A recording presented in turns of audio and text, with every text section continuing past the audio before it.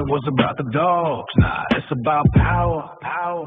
Yeah. Put up to the specialty, sunrise on the ground. Dogs in the grooming tents, whispers all around. Catalog smiles with the tension in the air. Every handshake got a hidden little snare. Bored in the back room, running quiet little schemes. Bylaws in the pocket like a stack of poker dreams. Layers for the breed, but they guarding their throne. If you question anything, they coming for your bone. Grievance in the envelope, certified mail. Club justice system, but the deck. Welcome back, everybody. If you're new here, welcome back. If you're if you're new here, welcome. If you're returning, welcome back. Okay, so this is going to be the part 2 or finishing up this interview with Miracle Canine and Dale McCclansky. So we'll start doing that. I rewound it just a little bit so that we can start off a little bit of where we left off yesterday. Respond that way, sure. right? Sure. Okay. Let me clarify. I get where you're going with this. You understand that or not? No. I understand where you're going with this. So to clarify, what I care about is that the dog understands that they have to make the correct choice, regardless of if they want to or not. Which is where that would go against. So what I care. So to clarify, right?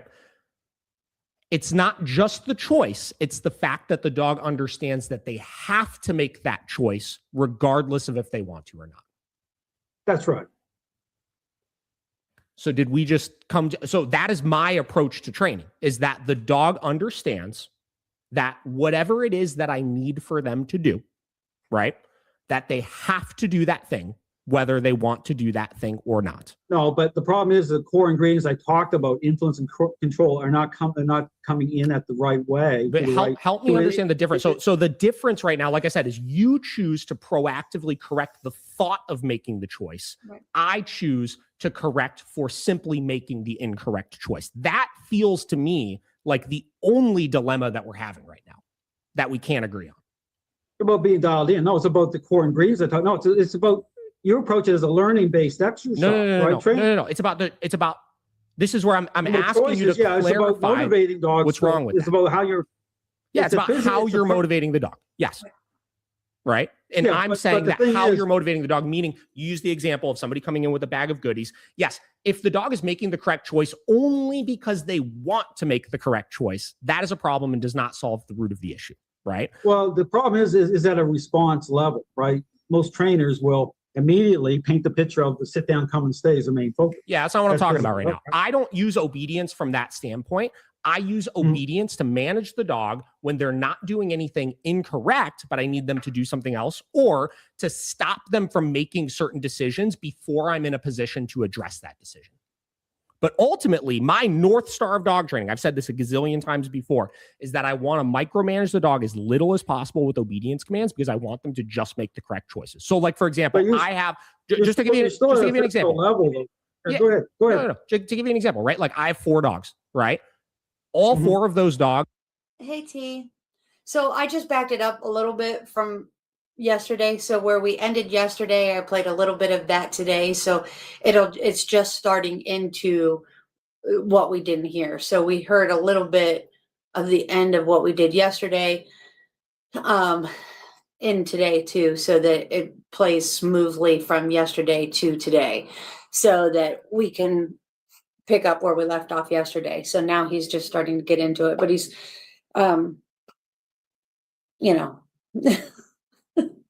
this guy baffles me. It's not right now. They're not, because my wife just left for work. But generally speaking, if I'm up here doing Zoom calls or whatever it may be, all 4 of those dogs are just hanging out downstairs. I'm in my attic right now, basically. Right? They're all hanging out downstairs. They're not in obedience commands.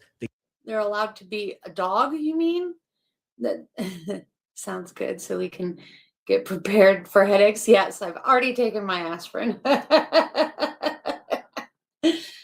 But okay, so they're just hanging out. His wife went to work. He's up in his attic, which you can clearly see. It's an attic, a finished off attic, just because you can see from the background up here. But his dogs are under control. They're just hanging out. They're allowed to be dogs. I think that's the problem that he's not understanding. is that Dale doesn't want a dog to just be a dog. He wants total control. And that's why the thumbnail is what it is, right? It's total control.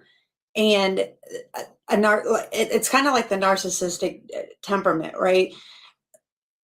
Like he wants total control of every movement of the dog. Like we said yesterday, he doesn't want the dog to think.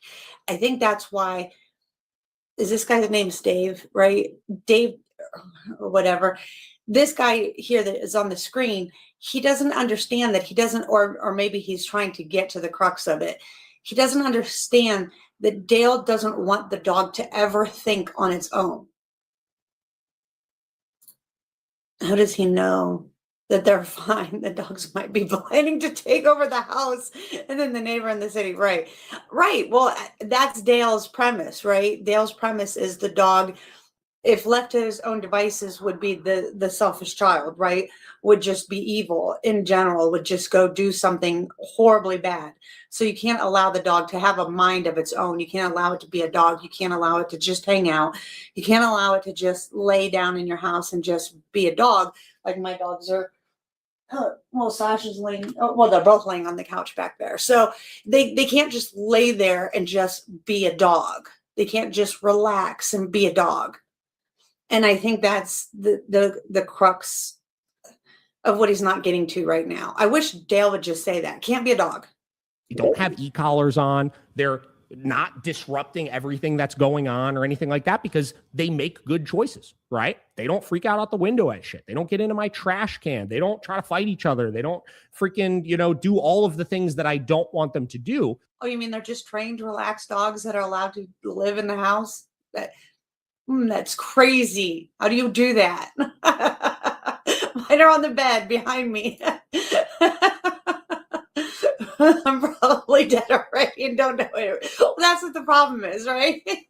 Like most people that have trained their dogs and work with their dogs and they live cohesively can just live in the house. I think that's what Dale has the problem with that. He's and that's the problem, right? Most people who seem to be afraid of their dogs or have this fear of dogs feel that they must have this rule with an iron fist in every thought process of the dog because they can't just let the dog be a dog. So I don't give a shit what they do as long as they make correct choices. But if I go for a walk, right? If we go off leash, at the park or whatever it may be, I'll use obedience commands in those contexts because they're not doing anything wrong. If they want to go run around a field and pee on shit and sniff things and all that and run around and play with each other, that's fine. But there's times where it's not appropriate for them to do that. And I can't just tell them not to do that. I need to give them some sort of direction through the shape of something that's going to prevent them from doing those things. So if I'm on a trail and my dogs are all off leash and I see a person with another dog coming by, I could pull off to the side, call my dogs over to me, put them into a downstate, allow that person to walk by. And, if they were not in a downstate and they approached that dog, there's nothing inherently wrong about that. They're not doing anything that's like a bad choice, but it's not an appropriate. No, there's something with the bad choice. They shouldn't approach that person. They should be indifferent to that person. You don't know that person's dog. No dog off leash should be running up to another. I disagree with that premise right there. I don't like people having dogs off leash, running up to other people's dogs, getting into other people's spaces and stuff like that. Your dog shouldn't be doing that. That's how dog fights get started and all this shit because you don't know somebody else's dog. Your dog may be okay with that, but that other person's dog may not be okay with that.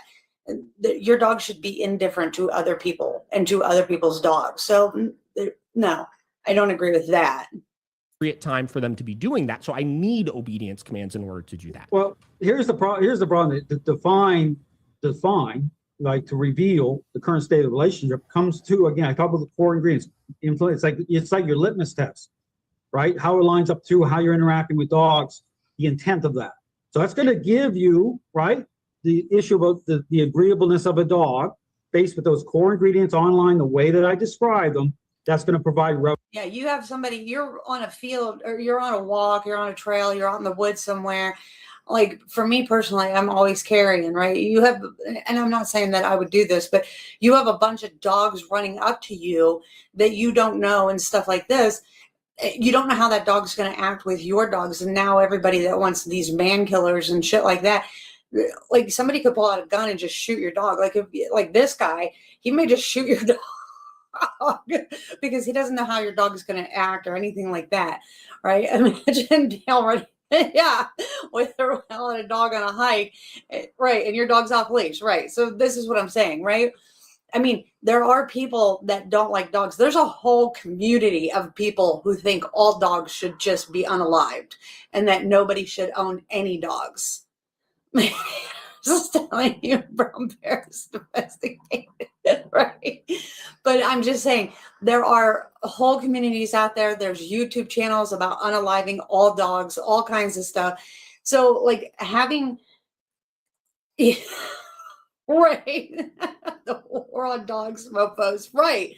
And I'm saying, so just letting your dogs run loose and run up to other people, I don't agree with that premise either. So, like, you should just keep your dogs to yourself. There are things about, like, going on walks and stuff with your dogs, but not, like, running up to other people or other dogs in general. You should never allow that, ever. Dogs don't need to be social with other dogs that are not of their pack or their household. It doesn't need to happen. People are sick, like literally broken in the head sick. Yes, I 1000% agree. I mean, I can pull up YouTube channels right now and show you that there are people that literally call us nutters because we even like dogs, because we'll even live with dogs. Revelation. That's going to give you, then you line up the other stuff happening in the relationship. Okay. This is like, again, going back to parent example, take the garbage out or pick up the toys because you're the parent, right? Those core ingredients, the interpersonal because you play have of that. to do it. Yes. So yeah, sure. So again, if I ask one of my dogs to do something, I need to know that I could ensure that they're going to do that thing, right? Regardless of if they want to do it or not. But without that coming together, if you're doing an assessment, if I want to assess the relationship with a dog, right? To line it up, because that's your foundation, Dave. That's like your parental, that's your foundation walking into a situation. That's change. That's how change is generated as well. That's your foundation. If you scatter it out that way, saying, well, choices, Dale, this dog moving here and there. Well, how, I mean, that's, but again, the dog has. He won't debate anybody. Yeah. He won't debate anybody that agrees with you, with him. And if you say anything or try to get him to debate, he'll just delete your comments and stuff like that. He only keeps comments up that, you know, if you're talking about the whole community, like as a whole or anything like that, or he'll make just a YouTube channel basically about everybody's comment, but he won't actually debate anybody like real. And he honestly thinks that every dog should die, like every dog, and nobody should own any.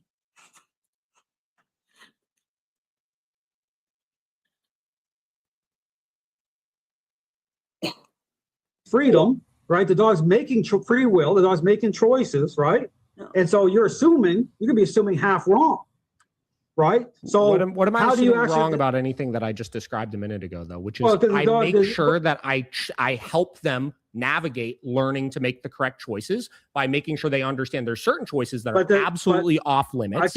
And then I have commands in order to manage them in situations where they might not be making bad choices, but I need them to do other things. So, like I said, the core, the design process, how's that wrong? Well, again, you're basing, again, appearances, right? Dogs responding. This is the same thing with throwing a ball out for one dog that's in a high level of control, relationship problem. Throwing a ball out for one dog chase it, and the same person with a dog that perception changes the right way, throwing a ball out. You'll have the same issue of chasing the ball. One may not bring it back quite right to you. Right? It's like, trophying that ball. The other one might bring it right back. But the whole issue here. Yeah, but do you think that a dog just naturally bringing a ball back, or a dog wanting to parade around with a ball, if you haven't actively asked them to bring it back to you, is inherently a bad thing? Right. Yeah.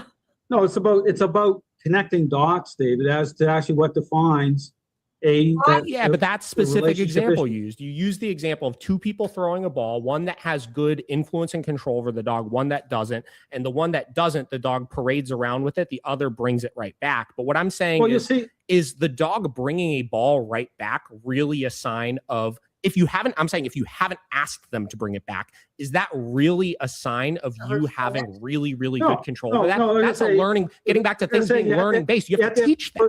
You have to have the core ingredients on, like the dog coming back, right? Once the dog comes back, as soon as you get a hold of that dog, bring the dog under demand, bring that dog to your side, then you'll see it. Yeah, you'll see that on display right at that moment. But you're bringing them back to your side. You're asking them to be in agreement of something you're asking. The difference is you maybe are not giving a verbal command in that moment, but like cues are not just verbal things, right? Your cue in a lot of cases is your body language and how you shift the dog back into you, or you using your choke chain to pull the dog back into you, or you using physical pressure with your hand, right? Like those are all examples of cues, which gets to like, you're still teaching shit, Dale. Like you're still teaching the dog. Not about teaching it. No, it's about Dave. It's about the core ingredients. Yeah. But you're coming in the right way. This fucking core ingredients. This fucking dude. I'm like, them in a specific way. Look at right, and you're making sure the dog is in agreement. You just have to, Dave. You just have to look at outcomes here. Yeah. You know, the amount of dogs being blame shifting because it all operates off of like this whole issue about the free will of a dog. Sure. Right. Except his dogs never have free fucking will. As you can see, everything he's saying, his dogs can't even have free will to run around with a damn ball. Like like he just said, like David just said, so his dog not just parading around with the ball after he throws it, if it doesn't bring it back right away, that's inherently bad. Inherently bad. Holy shit. He believes control is not teaching. Right. Pushing on the dog, like choking the dog up, all this shit. Holy shit. The initial jumping in point to a relationship problem, right? In terms of those core ingredients I talk about, influence and control, coming in the right level. So we have to look at outcome. Through, meaning we got to make sure that what we're doing works, right? Is that what you're implying by outcome? I say never being able to get remote collars off dogs being blamed because the relationship hasn't actually gotten any better. And meanwhile, they're just saying, well, it looked great, right? Because, we're, getting these dogs a great sit, a great down, a great stay. Those things are all part of this issue. I'm not saying sit down or stay. I just said my North Star was not using the commands and making sure the dog just makes correct choices. And I said I use the obedience commands to manage the dog in situations where they wouldn't be making incorrect choices, but I need for them to do something else. But David, is it just about a child just picking up their toy, like just really superficial? Like you can get into this too. I'm talking about depth of relationship here. Well, is it just about choice? Isn't it kind of response of? Isn't it really as simple as that? Like if your child is compliant to you with minimal, they're in agreement to what you're asking them to do. Where's the issue? Right? If they don't make bad choices. No, but if they don't make bad choices, right? They never rehearse the unwanted things, not because you're bribing them, but because they understand there's certain things, there's consequences. It's because there was no relationship to him and the dog. And so he rehomed the dog because the relationship was not there and the dog pissed on the carpet. Fuck me. Right? And then there are certain things that as they make those correct choices, right, and they live their life and don't experience those consequences, we have a healthy, happy relationship, right? Isn't that kind of the root of any good relationship? Is that they like, whether it's two humans, two dogs, a dog and a human, whatever it may be, isn't it that there's rules and boundaries that are understood, right? There's certain things that are off limit. And then as long as everybody is in agreement to those rules and boundaries, and that there's no constant conflict, because I'm not needing to constantly nag over these boundaries, that everybody has a good relationship. David, the revelation part, I talk about the indicators that you get a relationship problem in the first place, right? It's going to manifest, right? It's going to be, you'll see it through the dog not wanting to be walked on the leash a certain way. You'll see a dog get possessive of food, right? You get all those type of indicators that you're experiencing a relationship problem, right? Yeah. So I want them to come into agreement that there's a certain way you need to walk on a leash. Right. And I don't want to have to keep nagging you over it, but there is a certain expectation and boundary here that you have to follow. Right. But you keep defaulting this nagging, right? You brought this up before about how you see the role of influence. Here's why I use nagging. Here's why I use nagging. Right? I'm not even referring to like what you're doing or anything like that, but I see in a lot of cases people that go for walks, right, with their dogs. And this is, the trainers that have been, or owners that have been to like, say like a bad balance trainer, like a trainer that didn't do a good enough job of educating the owner on things, right? And they don't know how to use the tool, right? They're never using the tool in a way where they don't need to use it. So you get back to like, you can't get the e-collars off.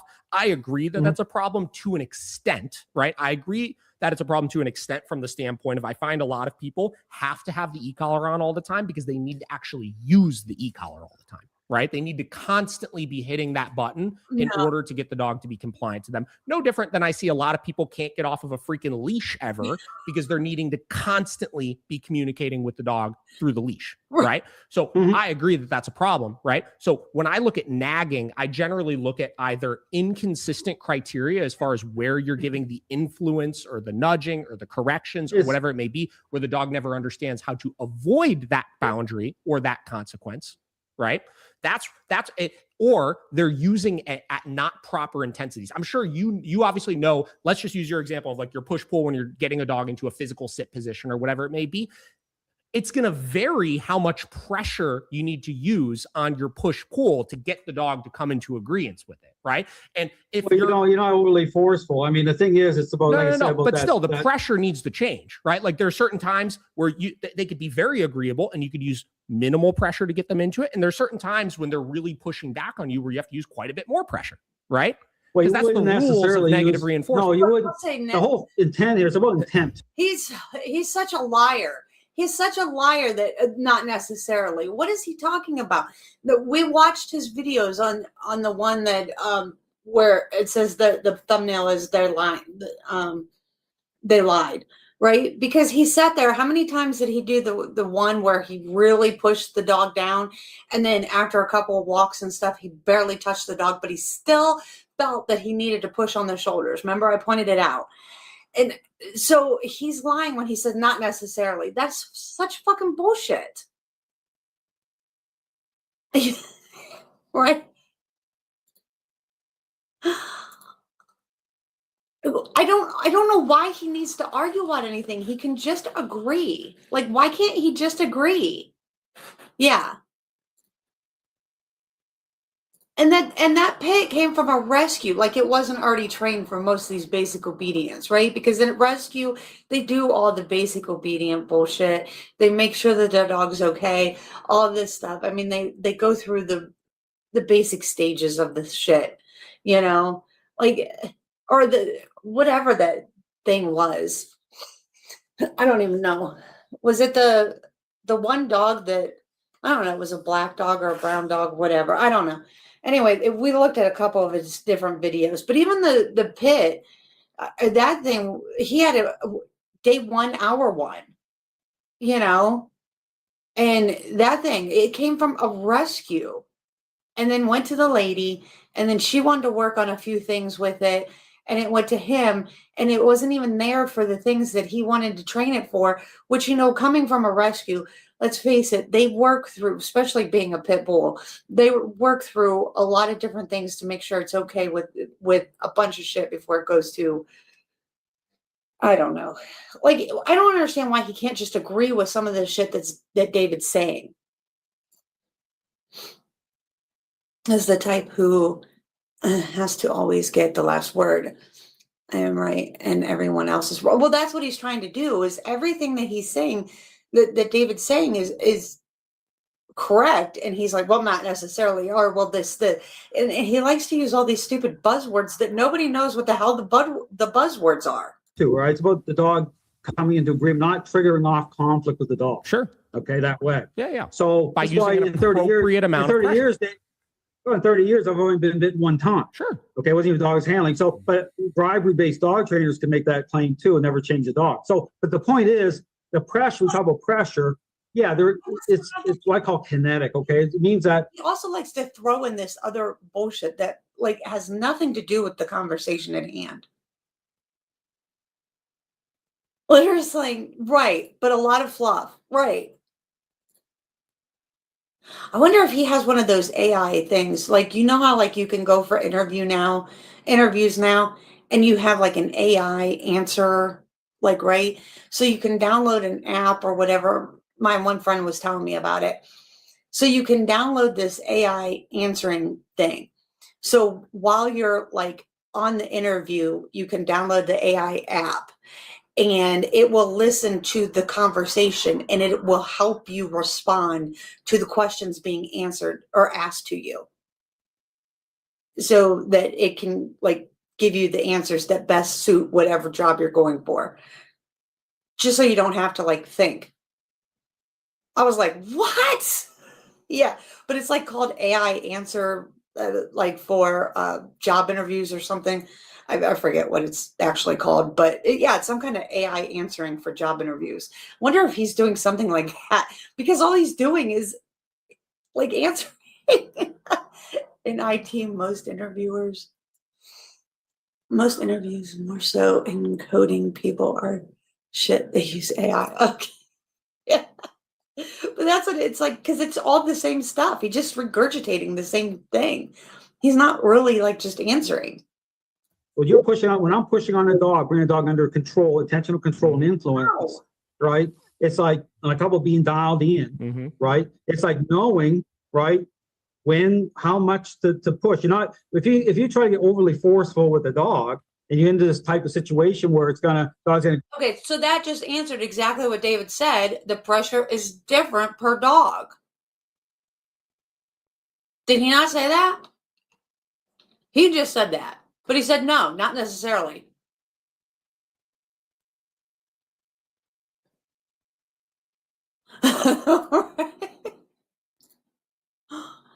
Going to high challenge. Well, you don't want that to happen. Sure. So it's the appropriate amount of force. It needs to vary. Is all I'm getting at is that amount of pressure needs to vary, right? There's times it's more, there's times it's less, and finding the right amount of pressure in order to get the dog to come into agreement with whatever pressure you're applying is important. And that's why I'm saying with the e-collar, a lot of the issues I see is that people don't know how to adjust the intensity with it in order to get the dog to come into agreement with it. And on top of that, there's no clarity because it's happening at different times and the dog can't understand how to avoid it. Here's one of the problems today. When you talk about pressure, you're just thinking about the sit at the physical level.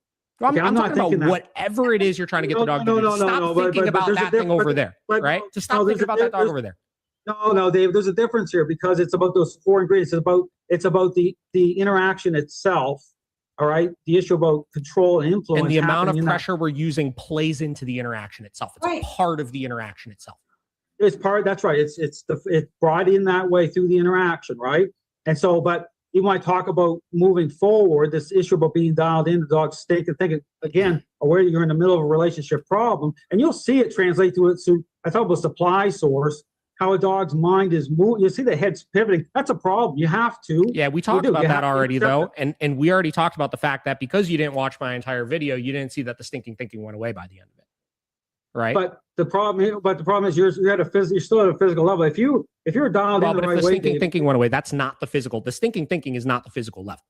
But then my question is, if again, I talk about what the core ingredients are. How does that, in terms of dog control manifesting, being expressed, fulfillment?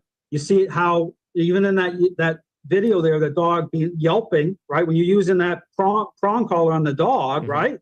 That plays in this Jeff Gelman situation, very similar. You let control manifest.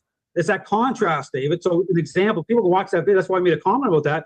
When you did use the prong collar, the dog expressed a state of, disagreeableness, right? Because yelping is not always a state of disagreeableness. Come on, dogs yelp because they're startled. David, dogs yelp because of physical discomfort, right? Making sense. I could have corrected at that same intensity, and the dog could have been sitting calm as could be, and it would have yelped. David, this goes into my point, though, of the Jeff Gelman situation. It's very similar in the way that dog had a startled reaction, but making sense. Making sense comes through the theme of being proactive, right? Dealing with the stinking thinking, lining up that way. Here, balanced dog. But it doesn't have to. You're saying that if the dog wasn't expressing control, it wouldn't have yelled. You're dialed in totally different. But what you're saying, I'm pushing back on these individual things you're saying, because you're saying that if the dog wasn't expressing control, it wouldn't have yelled. No. Right? If I didn't wait for the dog to express control before I corrected it. What I'm saying is, if you're dialed in, if the influence was proactive, the dog was on the leash in an intentional way, you're nudging, you're dialed in, that dog wouldn't have been yelping. Oh, bullshit. So if he pulled up on a prong collar and the dog, like he said, didn't feel any, if the dog felt discomfort, it wouldn't have yelped. Even, okay, so he's saying that even if a dog feels discomfort, if he if he feels that David's in control, he won't yelp. Is that what he's trying to say? Two things. Right. Because All right, the just don't make intensity that of the clear. correction would have been lower and it would not have been so physically uncomfortable or startling that No, because you can get a dog that doesn't like any pressure whatsoever to yelp. You can get a dog to alligator roll on a leash that has never had one on. You can put a prong collar on a dog that has never had a collar on a day in its life, and it will yelp and act like you're killing it. And it has nothing to do. It's just the fact that it's had a collar on and it's never had one before. they wouldn't have yelped. But here's the point: by interrupting the dog's state of mind, You're correcting this. Can we say that's the same thing as a correction? Your interception and your nudging, it's a correction. No, a correction alludes to the balanced dog trainer as being reactionary. They typically will wait. You could correct proactively. Why can't you correct proactively? Why can't you apply positive punishment proactively as opposed to reactionarily? Well, David, you weren't doing it on that video. No, I agree that I don't do that, right? But what I'm saying is it's still, what you're doing is still a correction. That's why I'm saying the disagreement we have here right now is you correcting either proactively for the thought or me correcting, we can call it reactionarily to the actual behavior the dog is exhibiting, right? So my debate back to that still stands, that the thought is not the issue, because there are 9,000 things that we as humans, or I'm sure even I remember when I was a little asshole as a kid, right? There was plenty of things I thought I wanted to do, but I knew I couldn't do. David, it's context. You're dealing with a relationship problem. That's why the dog's there in the first place. Because they're making bad choices. It's mind and body, Dave. Yes, they're making bad. Yeah, this is what I don't understand. Why would he be like? David's correct. Why would he be a trainer if the dog doesn't need correction? Like, what is the dog there for but to be corrected for some type of behavior that the dog is doing wrong? Choices, and because they've gotten away with making the bad choices for so long, right? Because the owner has been permissive and the owner has done things to reinforce those bad habits, right? That's where the relationship problem stops. So if we stop the things the owner is doing, that's creating the problems. We create clear boundaries for the bad choices. We wind up with a happy, healthy dog and relationship. So where's the problem with that? Where's the problem with that? But again, who's assessing whether the dogs look at all the problems inherent in the dogs? Again, go back. Oh my God, then what is he doing? I don't understand his argument. Who's assessing? Well, you are, as the trainer. The person's coming to you saying, I'm having these issues with my dog. So you have to assess that's why you ask them, okay, so you're having these problems. Let me see what you're doing and how this interaction is happening. Why is this dog doing this? I need to see whether it's genetic issue, whatever the problem may be, whether it's genetic issue, whether it's you're allowing this to happen, whatever the problem is, whether the dog is doing this because it doesn't respect you as the owner, blah, blah, blah. You as the trainer are assessing who is causing the issue. What is causing the issue? Like, I'm not understanding. Let's talk about me. Let's talk about me right now, right? Well, where is the problem with how I'm addressing that? You watched 1 minute and 36 seconds of the video. David, that's why I did the videos in the first place. You watched 1 minute and 36 seconds of the video, though. That's all. You didn't show no. But you didn't see. You couldn't even tell me if the result was good or not. You couldn't even tell me if the result was good or not. So you're saying David, who determines if the result is good? I'm saying me, because I worked with the client, right?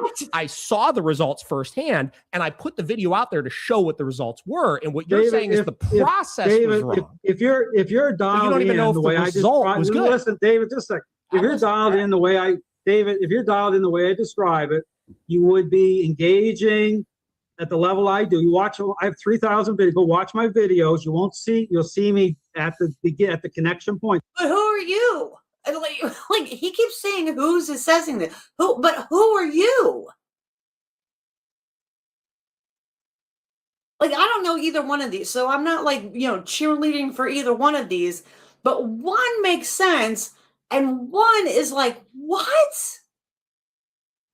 Like, one is word salad, and I can't figure out what the fuck he does, except for we've watched his videos, and all it seems that he chokes the dog up, and it's not allowed to look anywhere except like this. That's not life for a dog. Because it matters. That's the point. It matters because once a dog is expressing that level, right? That's why that dog yelped on that video. I'm not my point being is, but you're saying the dog yelped in the video because it was expressing control, which no, the dog yelped in the video because it was an intense correction that I gave the dog, regardless of where that correction was for. Not dealing with the stinking thinking, control is manifesting, because the other video you admit, I don't care about where the dog's. I want to, this is the thing. So let me ask, if somebody would punch him in the face, not saying that somebody should, but if somebody would punch him in the face, do you think that he would cry out because he was, if somebody intensely punched him in the face, broke his, occipital, oh my God, his eye socket, right?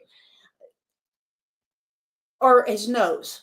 Do you think he would cry out because he's exerting dominance over that person doing that, or because it hurt?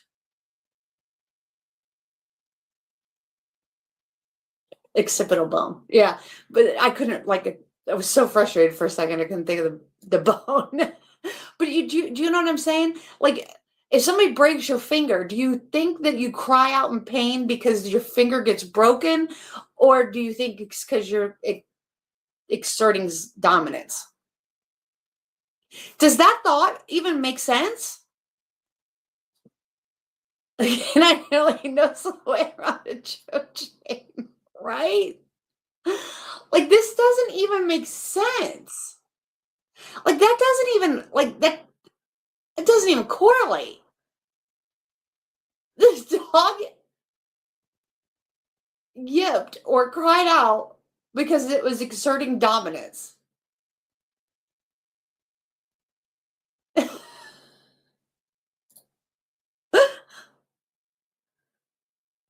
Yeah, if somebody hits you, breaks your nose, knocks some of your teeth out, anything like that, breaks your arm, whatever, just cry out in pain, because that's a dominant cry. Don't cry out in pain. Just cry out, because that's amazing.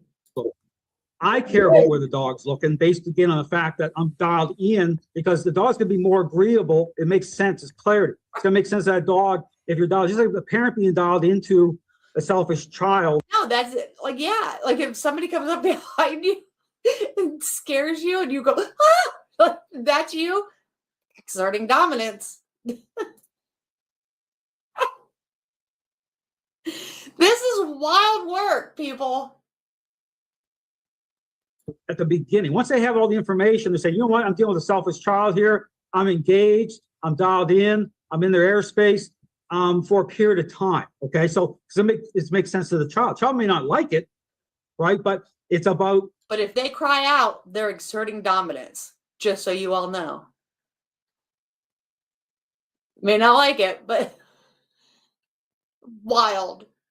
Being dialed in that way. Okay, there is stinking thinking even with a selfish child. Right. It's not just about response the way that most trainers just make a response happen. You can trust that response for what it is. Again, my pushback on that is say, well, how are you actually defining that those responses can be trusted without those core ingredients at the very get-go? This guy really hates selfish children. I'm just telling you. Being part of it, as well as the process itself. The whole time, the integrity of that process. You go through, David, if you, again, I'll push back on all of it in a good way, because I'm saying this goes into this whole issue, why the dog training world is in the state that it's in. People can argue all day long with me. It's in the state of it's in because of guys like this. Honestly. Right. You're not allowed to. I keep going back to say, listen, do you even think that Everything needs to be a clam. You just need to be a clam. Jellyfish. Just need to be a jellyfish. Clams and jellyfish all around. who's right and who's wrong? Balanced trainers, force-free trainers. Someone's going to be right and wrong here, Dave. You know can't argue that it's big ridiculous. picture when all balance. And again, I agree this is a problem that a lot of balanced dog trainers disagree and view things differently. I agree that's a problem. But the way of going about solving that is not saying balanced dog training as a whole sucks, right? Because there are plenty of balanced dog trainers out there. The problem is they make them. Just go buy one. Go buy a mechanical robotic dog that doesn't think, and you can shut it off and take its batteries out. Yeah. That are doing things in an appropriate way and are getting good results, right? And that's why I'm trying to push this back to me. And you explain to me David, the things they're playing. They want to play the victim card here too, right? They're playing off of the force-free side of things, right? It's like saying, Dale, why would we be so successful from the standpoint of having happy clients, right? If everything you're saying is true and that we're not actually getting results. Well, what I'm saying, David, is help me understand that though, right? We've got, I think, 267, we have a perfect 5-star rating on Google, like 267 reviews, and that's only with like 5 years being in business, right? As Miracle Canine Training specifically. Why would we be held at such a high regard from our clients? Forget the internet, forget followers and all that shit, because that doesn't matter. I agree with you. Right. But from our client standpoint, why would our clients be so thrilled with the results they're getting from us if everything you're saying is true, that everything we're doing is not actually solving problems? David, what I'm saying, let's be clear. I've never ever said that change or influence, because it's part of balanced dog training. So this change will and can happen, right, through balanced training by way of, I call it the 4 quadrants. So influence is coming into that idea of thing, right, at a certain level. So, and then you add on to that the totality of the. Wait, didn't he say yesterday when we did this that he didn't believe in the 4 quadrants? Remind me, because didn't he say that he didn't believe in them?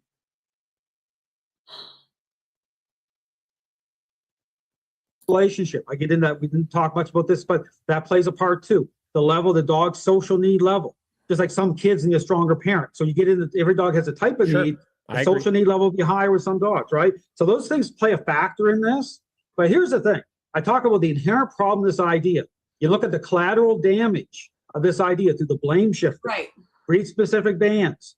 Trainers are caught up in all these controversies, such as Gelman. I didn't even name, I don't name one. There's like a dozen.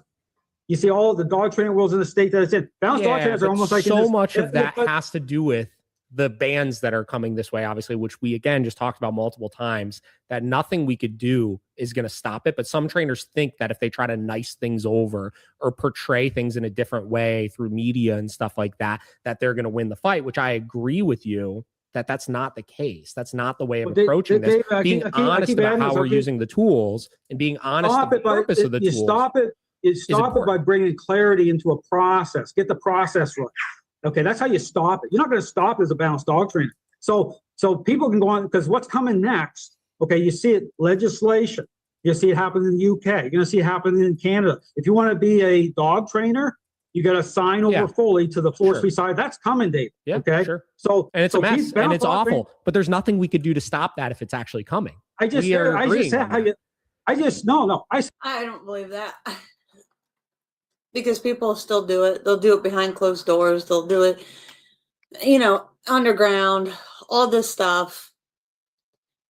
And you'll still have people training with all the same tools. They'll just train more. It's kind of like what Hans said, he'll train it. He'll just charge you more and he'll do it behind closed doors and you'll never know what he uses. And then, you know, when Fluffy can't be trained and Fluffy has to be either put to sleep or whatever, you'll go to Hans or somebody like Hans who actually still uses the same stuff. Yeah, things will do underground. Right.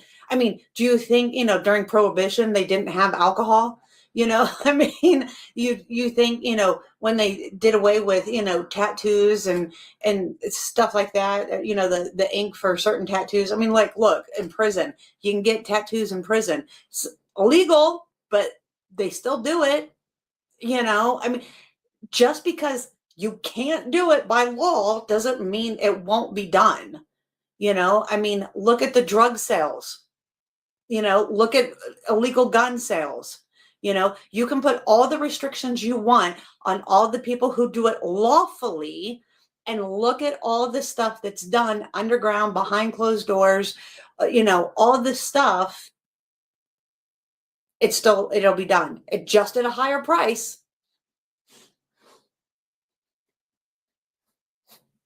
Right. Yeah, exactly. Came up with NASCAR, right?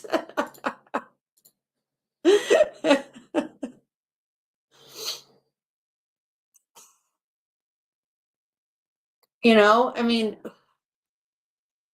so you can't say that. I mean, he can sit here and say, well, you won't be able to do this, you won't be able to do that, you won't be able, I mean, look at the exotic animal market. The exotic animal market, like not, you know, exotic dogs, like as in, you know, bullies and stuff like that, but the exotic animal market as in monkeys and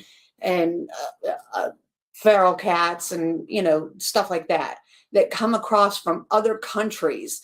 I mean, shit, they were putting turtles and all kinds of stuff and snakes and all kinds of stuff in like oh God, what was it that they put them in resin and stuff like that and shipping them. Like, you think that they won't do e-collar trading? Come on. I mean, look at dog fighting still. They just busted it. I put it up in the comment section. We just busted a huge underground dog fighting pit. It's not underground, but it's out in the cornfield, for God's sake. Right. Well, even those little cat like Oscalot or what are those cats from Africa that are like a little bit bigger than house cats? They're like 20 pounds, 25-pound cats. They're beautiful. But they're brought over from like Africa or whatever. You know what I mean?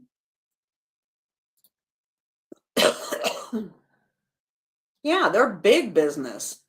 Yeah, exactly. They're big business, like billions of dollars.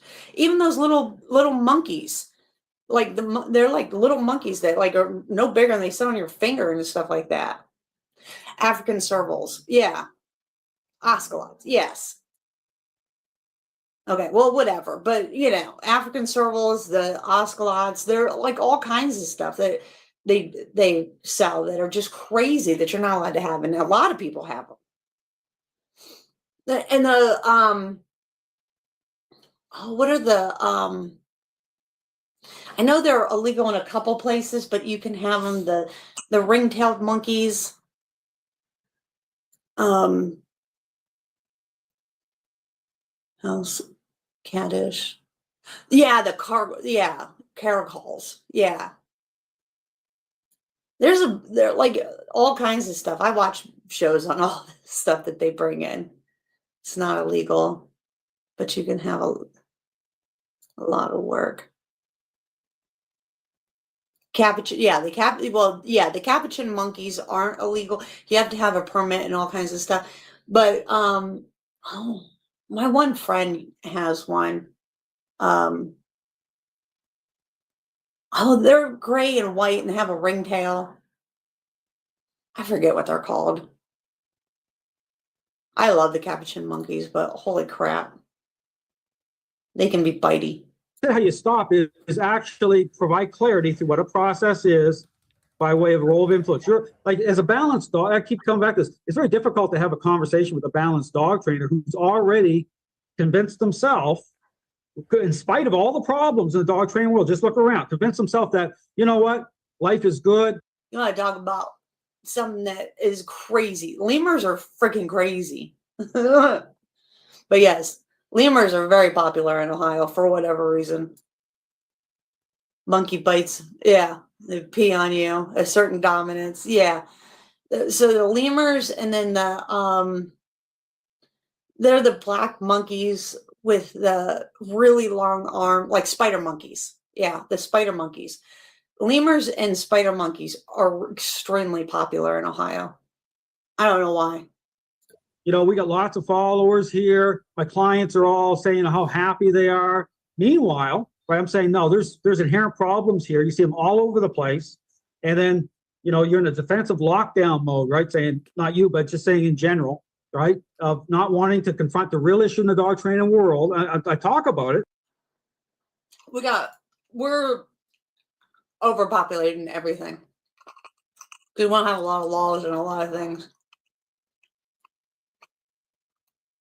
So we breed everything for money. Because it doesn't even make sense that how can force-free trainers and balanced dog trainers both be right? Like both these groups are even calling themselves dog training experts. Sure. They got it labeled all over their social media. Well, that doesn't even make sense, Dave. So I get what you're saying. I want to try to find somewhere we can kind of agree here on this, right? So like you were saying, you just said a second ago, you weren't talking about me with what you were just talking about a second ago. So if you're not talking about me, what is it that? Hold on, let me figure out a way to ask this question. Well, my flipping the script series, David, I'll get into that for a second. Sure. It's not my intent, and that's why I pulled it down at times. Like I have put up like every once in a while I'll raise my voice. The dog training world is in such a mess. Okay. So I'll go through that series, right, wrong, or indifferent, right? Information focus. If you watch the videos, I'm not getting personal with any of these trainers. I'm going under fair usage. That's why even my whole thing with Ivan Bellinol, right? That kind of irked me a little bit because it's like saying, well, you know, I'm talking about the real issue. In fact, his video that he put up, the one I commented on was him putting up a video talking about what's the problem with force-free dog training. Sure. He invited people to comment under his social media post. So I commented by way of a video, part of my series, didn't like it because part of what Ivan was, I was just dovetailing over to, you know, drive-based dog training as well. Okay, so I'm going through, so my flipping the script series, my intent with that series is go through all the different aspects of balance, force-free, David. But there's an end point there too, just like anything. And sometimes I pulled it down because I just like, I don't want to deal with this. Let's let the dog training world come apart at the seams. Things have to get really bad here, obviously, till people start paying attention because it's so bad. Both these groups, balance and force-free, are tied into this very problematic idea that they're just, but it's like a slow boil, Dave. You know, you see things escalating. People will say, well, why is it getting so bad right now? Well, that's the thing. Like I said, with Ohio, there's not a lot of rules on stuff. You're allowed to have a lot of things, and then you can have permits for a whole lot of stuff. Like I could have a raccoon. I could have all kinds of stuff as long as you have being very serious, not Bigfoot, but similar. It was wild. No idea why. Like you can have a lot of stuff. Like you can have all kinds of animals. You just have to have a permit for this and that. And it's real easy to get permits for a whole lot of things. Like I could have a lemur. I can have all kinds of animals. And then also where I live in residential commercial. It's really the reason that I bought this property is so I could have a kennel and I have no restrictions, like at all. Well, because once you understand it's like having a rooftop view. I made these predictions a long time ago about where this is all going. I was laughed at by a lot of balanced dog trainers about device bans coming. I think a lot of people thought that they were. Well, but people have a very narrow view, David. They're looking through a certain lens here, the lens of. But I'm saying again, going back to at the very beginning, years ago, David, I said if there's something wrong here, because I always come back to this thing about ethics and about empathy for dogs. And I'll confront you with this too. If there's something seriously wrong here in the dog training world, if there's major problems here, if this isn't line up, if dogs are getting blamed because something we're doing wrong as a human, everything should stop. And we should until we figure this out. Right? Period. Like not one dog should be taking the hit here. That's not happening. This is being pushed forward.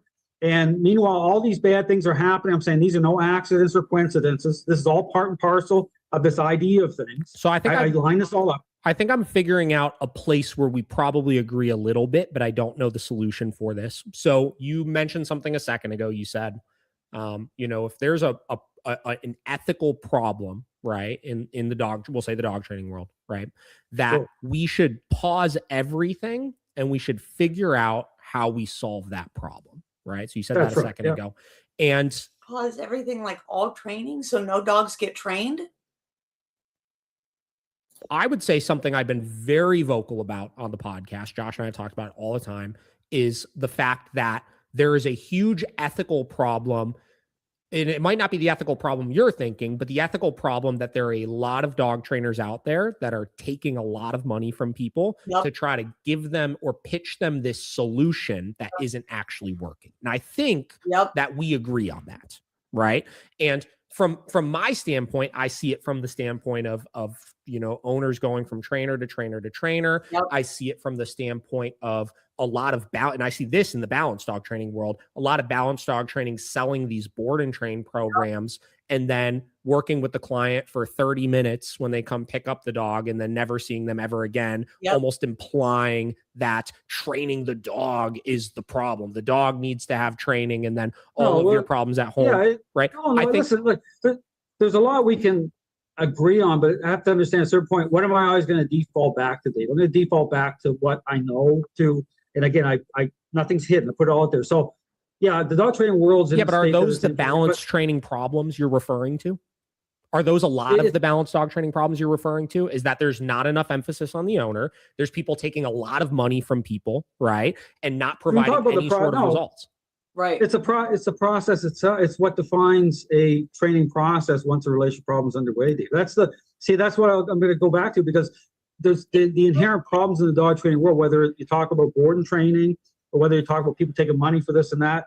It's happening on all sides, force-free, balance, but then, who's actually talking about the real problem in the dog training world? Who even wants to talk about the real problem in the dog training world if you're not incentivized to do so? Because, life is good. We can sell this product, making lots of money. Dog, like blame shifting has become normalized. It really has. Yeah, I know. Because when you have both these groups doing it, David, at the level that's happening, force-free more so than balance, right? Blame shifting is happening. Then it's like, it seems so dysfunctional, but it seems normal. Meanwhile, then I get into the big picture stuff, right? So it's like, then what's going to happen here is balanced dog trainers are going to get kicked off the fence at some point by way of legislation. It's coming. And then many of them have even admitted this on social media, saying, well, if that happens, they take our tools away, or we'll just go back to our second jobs, because they really had no skin in the game at the beginning by way of asking those questions as to what is really going on in the dog training world, David. So all these bad things happening. Let me try all the divisiveness. I get what you're saying. Let me try to continue finding some clarity and common ground here, right? So you say dog training is not a learning-based exercise, and I believe the reason why you say dog training is not a learning-based exercise is specifically because if you look at it only from the lens of a learning-based exercise, it implies that it doesn't matter why the dog is doing the correct thing. All that matters is that you see them doing the correct thing, right? Let me finish that thought here for a second. Sure, yeah, go ahead, yeah. So what I would say is I could agree with that frame of reference. The reason why I don't like that phrase as a whole, though, is because dogs need to learn things, obviously. I think we could agree on the dogs need to either learn what to do or what not to do, right? Regardless of what way you're going to do it, they do have to learn things, right? There is a big component of learning at play, right? And I feel as though if we're working with the dog, let's say we're using treats, right? I think a lot of the reason why dog trainers will focus on teaching things and using motivation initially is because in your examples of working with a child, I could sit down and because the child understands the English language, right? I could articulate to them the expectations of them, the consequences for those expectations, et cetera, right? With a dog, that's impossible to do, obviously. Dogs don't understand the English language, right? We can't communicate with them from that kind of deep facet, right? So if I'm going to ask a dog to do something, I need to have a way to be able to articulate to them what it is that I ultimately want them to do or don't want them to do. Right. No different than you would do with a child as you're setting the expectations with them. Right. But then the important key component is that the dog or the child understands that they have to do that thing. It is a demand that's put on them. It is non-negotiable. It is non-optional. Well, no, it's not about choices that way. That's the thing I get into. You're motivating dogs to respond at the very beginning of a relationship problem without the core ingredients I talk about, David, because the thing is I keep going back to the selfish child example. But where is it wrong? But where is that wrong? I want you to articulate to me why what I'm saying is wrong. Because at a superficial level, it's not just about when the child's already selfish, getting them to pick up their toys. Is a child born selfish? When the child's already selfish, I don't understand. It could be a good response, right? I mean, that could be. But then understanding that they have to pick up the toys when we ask them to is the important thing. No. But the parental role itself, how that's defined through the relationship. Okay, the role with how that parent is engaging and interacting with that child in terms of parental influence. Okay, in their airspace, interpersonal. Okay, I talk about dogs as social animals. And depth being of in their relationship. airspace, so you're in a position to ensure they can do, or that they have to do. The dog training world has been totally focused, totally set up just at a superficial response level without those core ingredients coming in the right way to actually both, about reveal, Dale, right, to establish the foundation. Well, look at it, David, why it's wrong. You're not explaining why it's wrong. It's wrong because understand why that's wrong. It's wrong because of outcomes. Okay, outcomes means the that outcome is when they the have relationship to do it. They understand they have to. That dogs are moving around the training environment for motivating agents for what they want, even without a motivating agent. This is the depth of the problem. Not for what they want, right? They're doing it regardless of if they want to or not. It's not about the sit down, come and stay that way. No, it's about any behavior that we're trying to create or stop. David, it's so superficial. A 6-year-old child can get a dog to respond with treats. You're not, but we're not talking about treats. We're talking about the dog understanding they have to do it.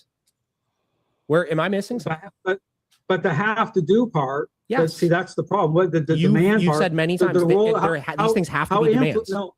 How influence comes into the level that it needs to come in. So how you're enforcing the demand, is that what you're saying? Are you saying how we enforce the demand? It's got to be personal. It's got to come in. It's got to be defined. It's got to come in a way that's going to generate a power play. It's going to generate conflict. You see the dog daddy. You see what happens to the dog daddy. That type of power play, right? I talk about the dog daddy. The problems with that type of. It has to be intentional interaction. I'm talking about the method I just said, and you telling me why it's wrong. And I'm trying to figure out where what you're saying is wrong. So are you saying then it's not about the demand, it's about how the demand is being enforced?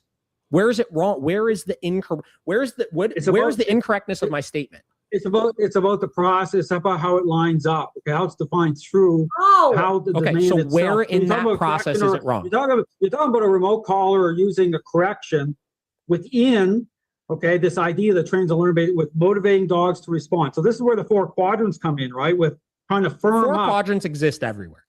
What you're doing is utilizing 4 quadrants. I'm not thinking about 4. No, I'm not. I might not be thinking about it, but you're using the 4 quadrants of learning. No, I'm engaged. It's interaction based, David. It's not. It's not like way learning. We interact with each other. It could all be boiled down into the 4 quadrants. No. Why? No, the 4 quadrants. No, it's not the 4 quadrants. Okay, when you talk about 4, because the 4 quadrants works off of this level of motivation. Okay, dogs can be motivated to do something, or they can be motivated to try to avoid consequence or to be able to escape pressure. Right. But then you're launching into this is the thing about a motivator. The motivation. It's all motivation, whether positive or negative. The motivation is the relationship. You don't want to motivate dogs that way at the beginning because what are you? If it were just the relationship, why would you use choke chains? Right. Thank you. You use tools. You use e-collars. You use choke chains.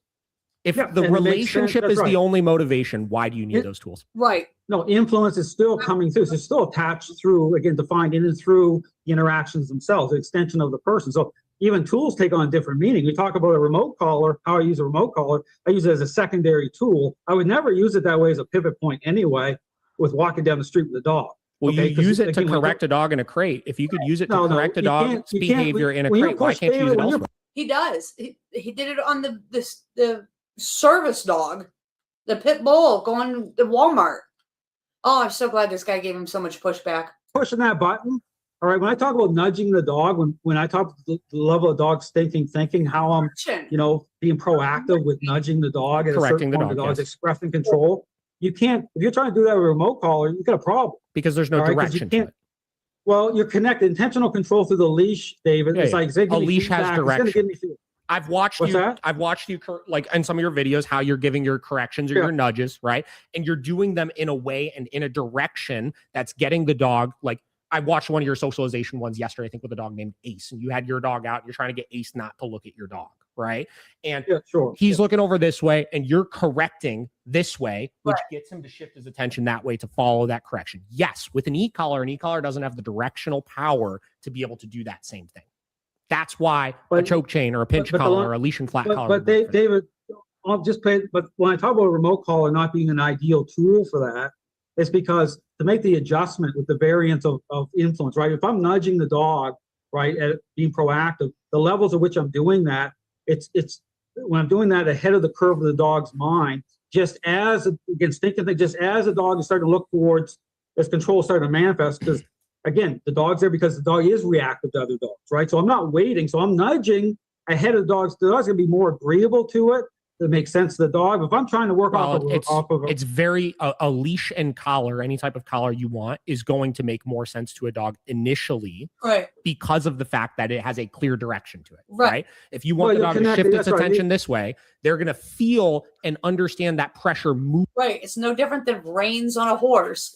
I'm pulling the reins this way, the horse's head's going to go this way. I'm pulling the reins this way, the horse's head's going to go that way. I'm pulling the reins back, the horse's body is going to move backwards. Oh my God. I'm so glad this guy did this.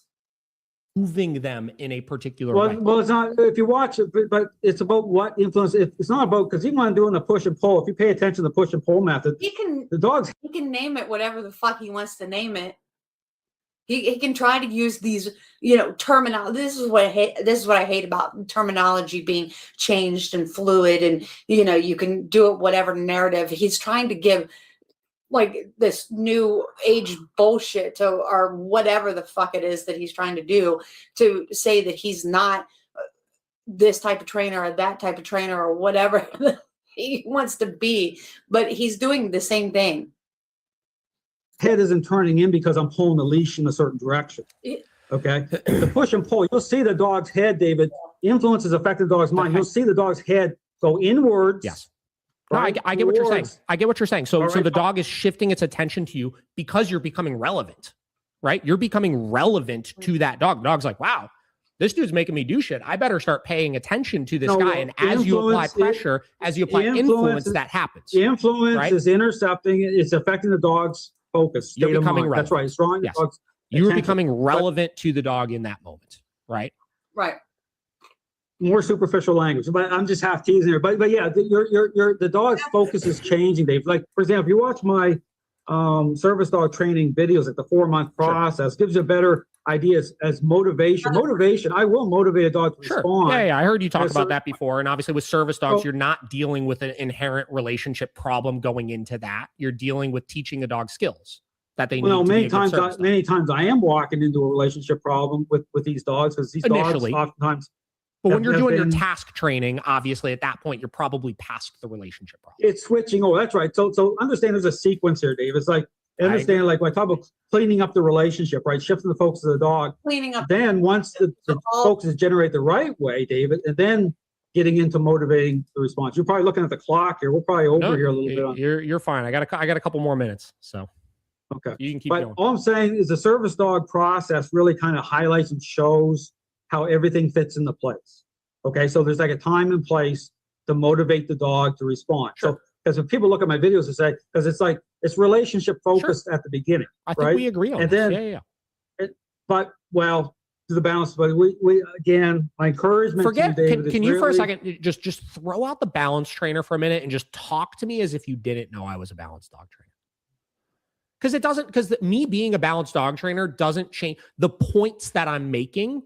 Well, it'd be the same response because it wouldn't matter even if you're labeled as a balanced dog trainer. If we're having a talk like this, even if I'm doing a consult with somebody, there's a point we're going to hit where I'm lining this up. You understand? Like there's going to be a point where I'm defining, what defines the process, the role of influence being dialed in, all the themes I talk about. That's going to happen, right? So it's not even about you Has it not happened because yet? it's not about, yeah, because what's that? Has it not happened yet? Have you not lined it up yet? I'm trying. All right. Like my hope is maybe you'll be one of the guys that, and get back to your point, David, the goal here really is about dogs, like caring about dogs, about, reversing course and what's happening with the force-free movement in the dog training world. If it's really about, things making sense, turning this around, I'm just saying that it comes through clarity of understanding, even why all these situations are happening.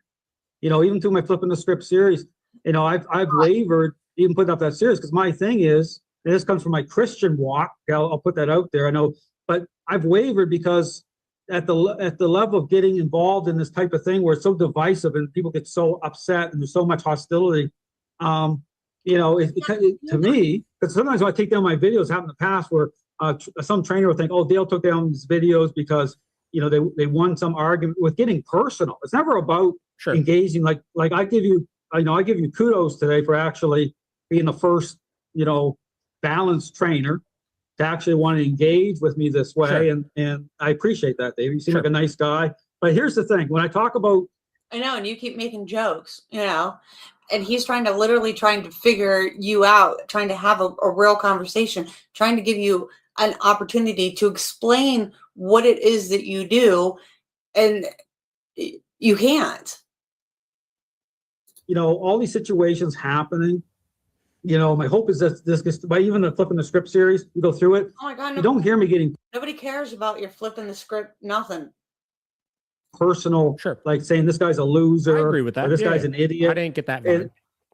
And so, someone could challenge me the fact that, okay, I'm calling out these trainers, but what I'm doing, I'm calling out the problem. People take it as a personal affront because, it's like, people's identities. But my thing here with censorship, even saying, in order to get to the other side of a problem, we have a huge... Could you explain or even try to answer his question? I don't even remember what the question is now. Problem in the dog training world. You have to have the ability to be able to actually talk through it. Mm-hmm. You have to have the ability to actually, like we're doing today, like get some sort of clarity here. You could walk away and say, Dale's full of crap, or whatever you want to say, that's fine. But what I'm saying is I could leave the dog training world tomorrow, David, take down my videos. Things aren't going to change. You're going to see things continue to get worse in the dog training world. You're seeing all these bad things happen already. I'm just connecting some dots for people to say, this isn't some accident here, dude. To look through the lens of whether it's a balanced dog trainer lens or whatever, you have to look at the big picture. You have to line, because everything will make sense. Like that's the thing that really is incredible to me. You look at everything happening in the dog training world, David.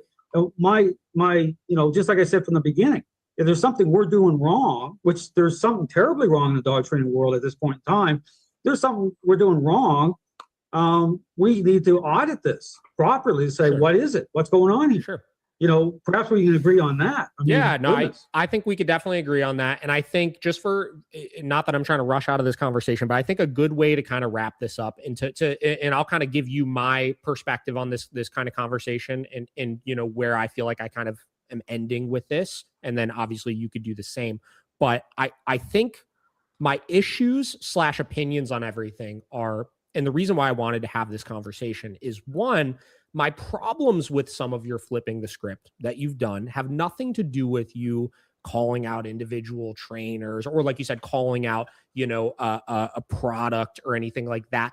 But it feels like you're almost using certain trainers to call out the overall balanced dog training without really deeply looking at what those individual trainers are achieving from a success standpoint.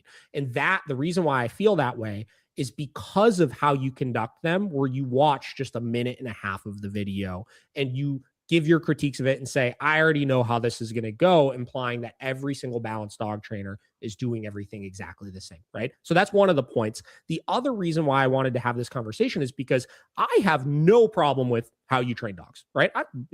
Obviously, you've been doing this for a very long time. You've got some, I went and looked at it. You got a handful of good, reviews and testimonials. You're getting results. You know what I mean? Like, that's all great. Like, I'm team, as long as the client is happy and we're getting results, like, do it how you want to do it, basically. Right. I think the problem is, based on how we're having these conversations, it doesn't feel like what we're doing is that different. It feels like the only... Except he's choking the shit out of the dog.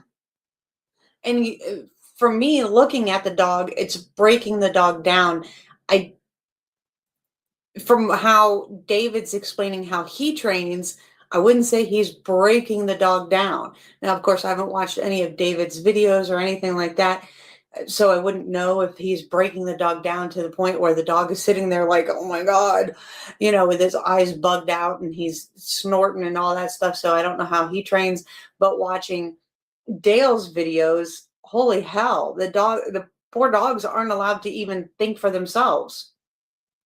Big difference that I could find between the way that you're doing things and the way that I'm doing things is, one, you don't use food ever, right?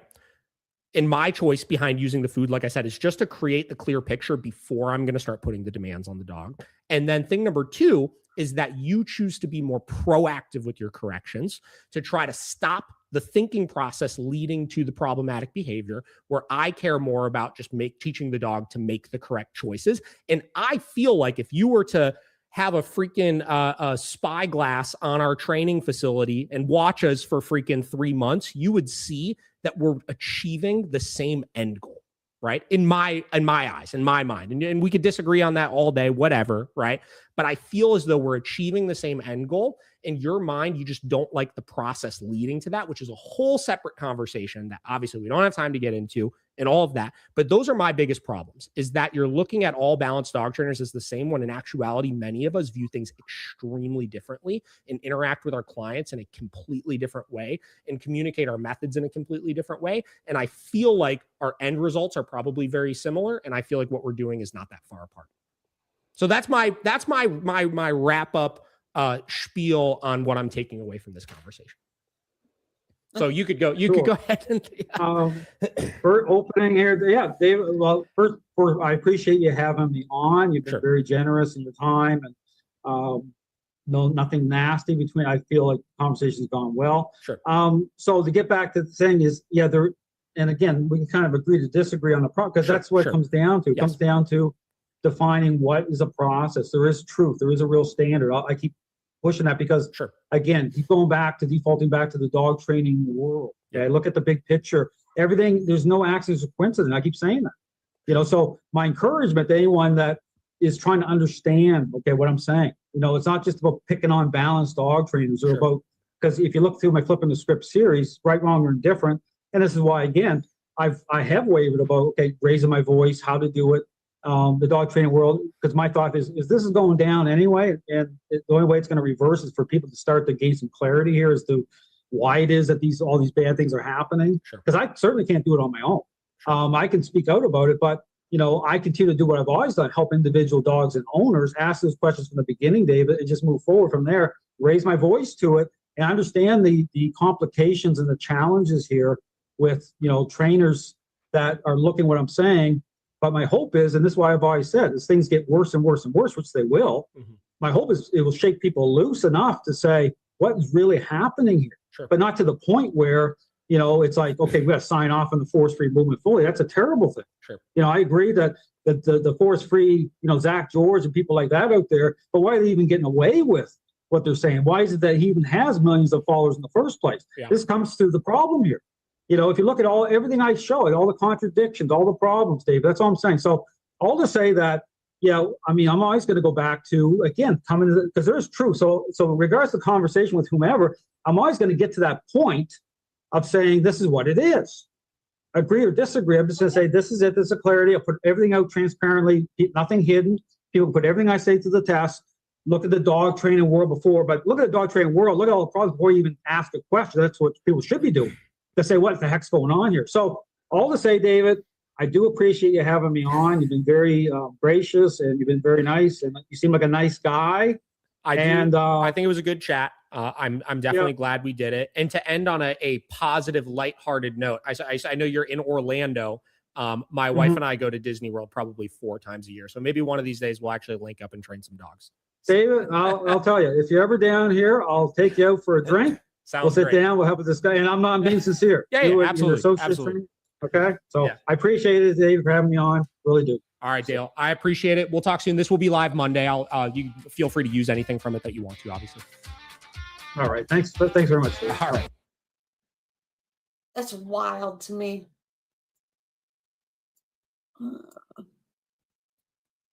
All right. Let me find the other thing that I was gonna show.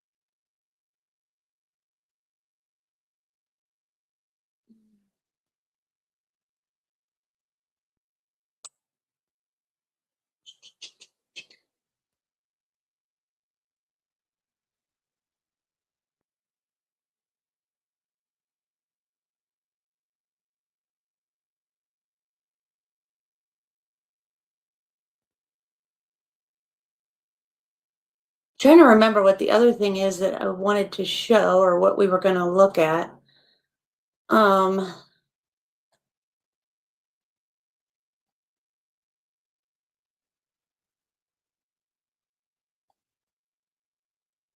anybody remember?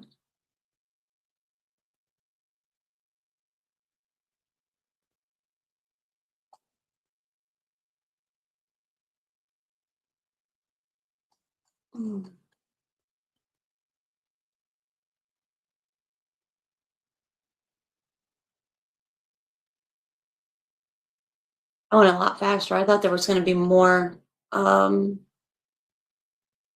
that. Holy crap, that's a big corso.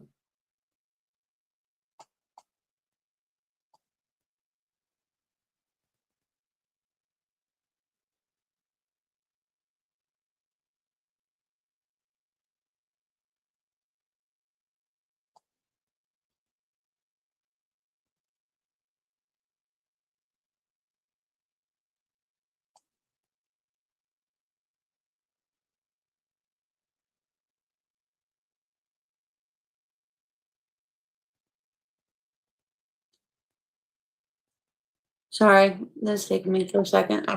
That went a lot faster than I thought. I thought there was more left over. I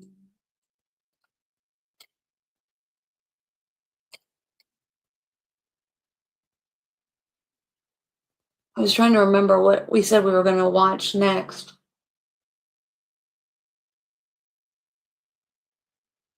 Oh, that I wanted to see. Did you guys watch the thing of Joe had up something of a guy doing dog walkers?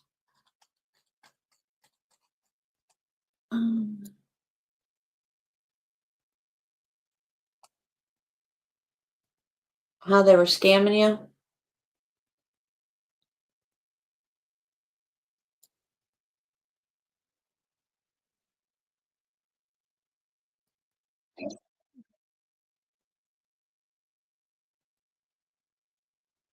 I saw that podcast, didn't watch it. Yeah, I didn't either. Okay, that's fine.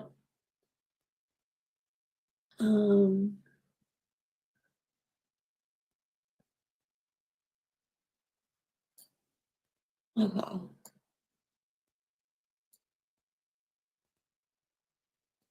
No basic obedience. I would walk them 5 kilometers to the nearest park and run them. And Yeah. on the way, Joe, there are every area has their own street dogs, and they're Yeah. all unfixed, unneutered.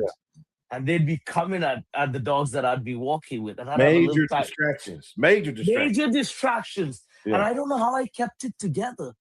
Well, we But got you know, something about me not having the fear, that's one thing I've never had with dogs, is a fear. Welcome to NWA Connie Corso's podcast.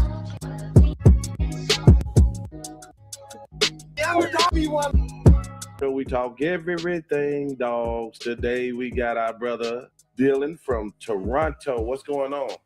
Good evening, Joe. I'm delighted to be on the show. I'm so glad that you've invited me on. Big follower, big supporter, and I'm just honored and privileged to be invited. It's a treat for me. Man, excellent. Dog Days with Dylan. Man, Yes, sir. Yeah, tell us a little bit about what you got going on today. I'd like to start with I'm a dog man. And from all the interviews that I've heard and all the people and guests that you've interviewed, the bottom line, what brings us together is we're all dog people at heart. Yes, right. We have a love, a passion, an understanding, and a connection with dogs. I've had that, Joe. If I really think about it, since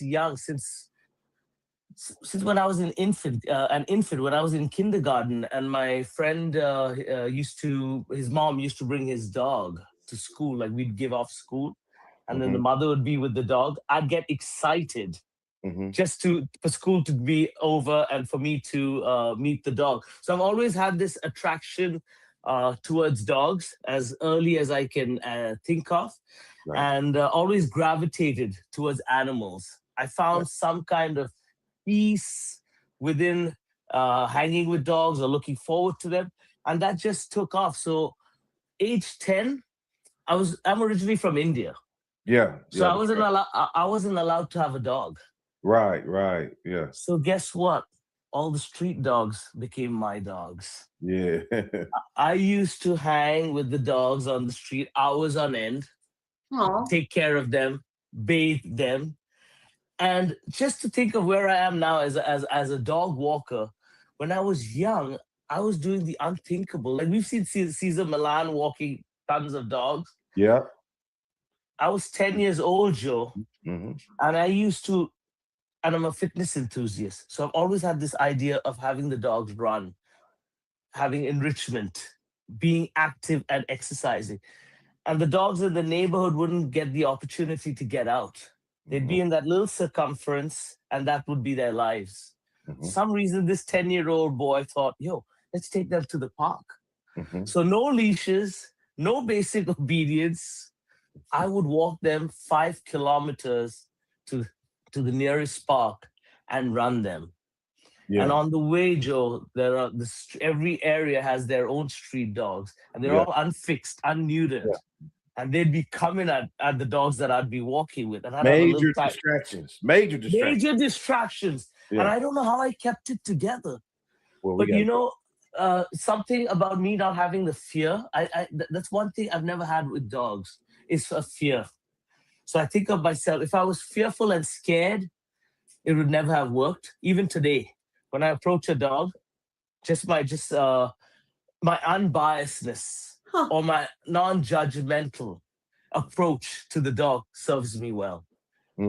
Yeah, man, that's crazy. And we got to get into that, because it has to be some kind of, I don't know. We'll work our way through it to see. We will, yes. This spiritualness or whatever it is that makes you connect like that. But I wanna, okay. You're a dog walker. That's name your company. So Dog Days with Dylan. I started off with dog walking, and then I wanted something more. Okay. Because when you walk a dog, you don't really have the time to actually build a bond and a connection. And as you know, and all the guests have talked, the more time you spend with the dog, the more you connect with them, the better it serves you. So I also offer daycare and then dog boarding. Okay. Which then overall just enhances my walks with the dogs, because they trust me, they have confidence in me, I have confidence in them, and then we get to explore and do things I wouldn't do with a dog that I don't have, that I haven't put the time in with. And Joe, at the end of the day, what does it all come down to?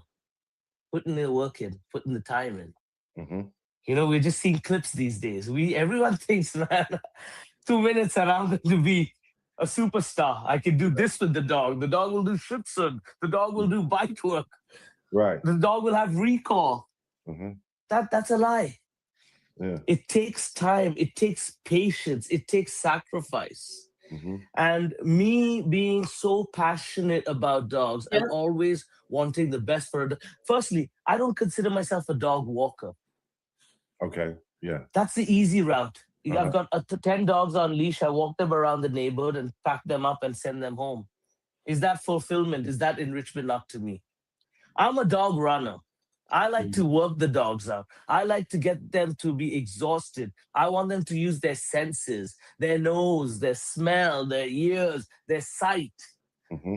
Everything that they were born with, all the instincts that they have, I want to bring that out in a safe way.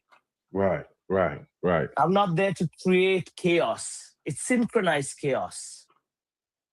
So But- yeah, so in terms of the dog walking, yeah. So let me just rewind back. So Yeah. dog walking, daycare, boarding, putting in time, effort, building relationships with the dogs, and then giving them a better experience when I do the walks with them on a daily. Remember, the people's dogs that I'm walking, many of my clients, they're new parents, and they say to me, Dylan, this dog has seen and been to more places than my child. And now I don't have the time.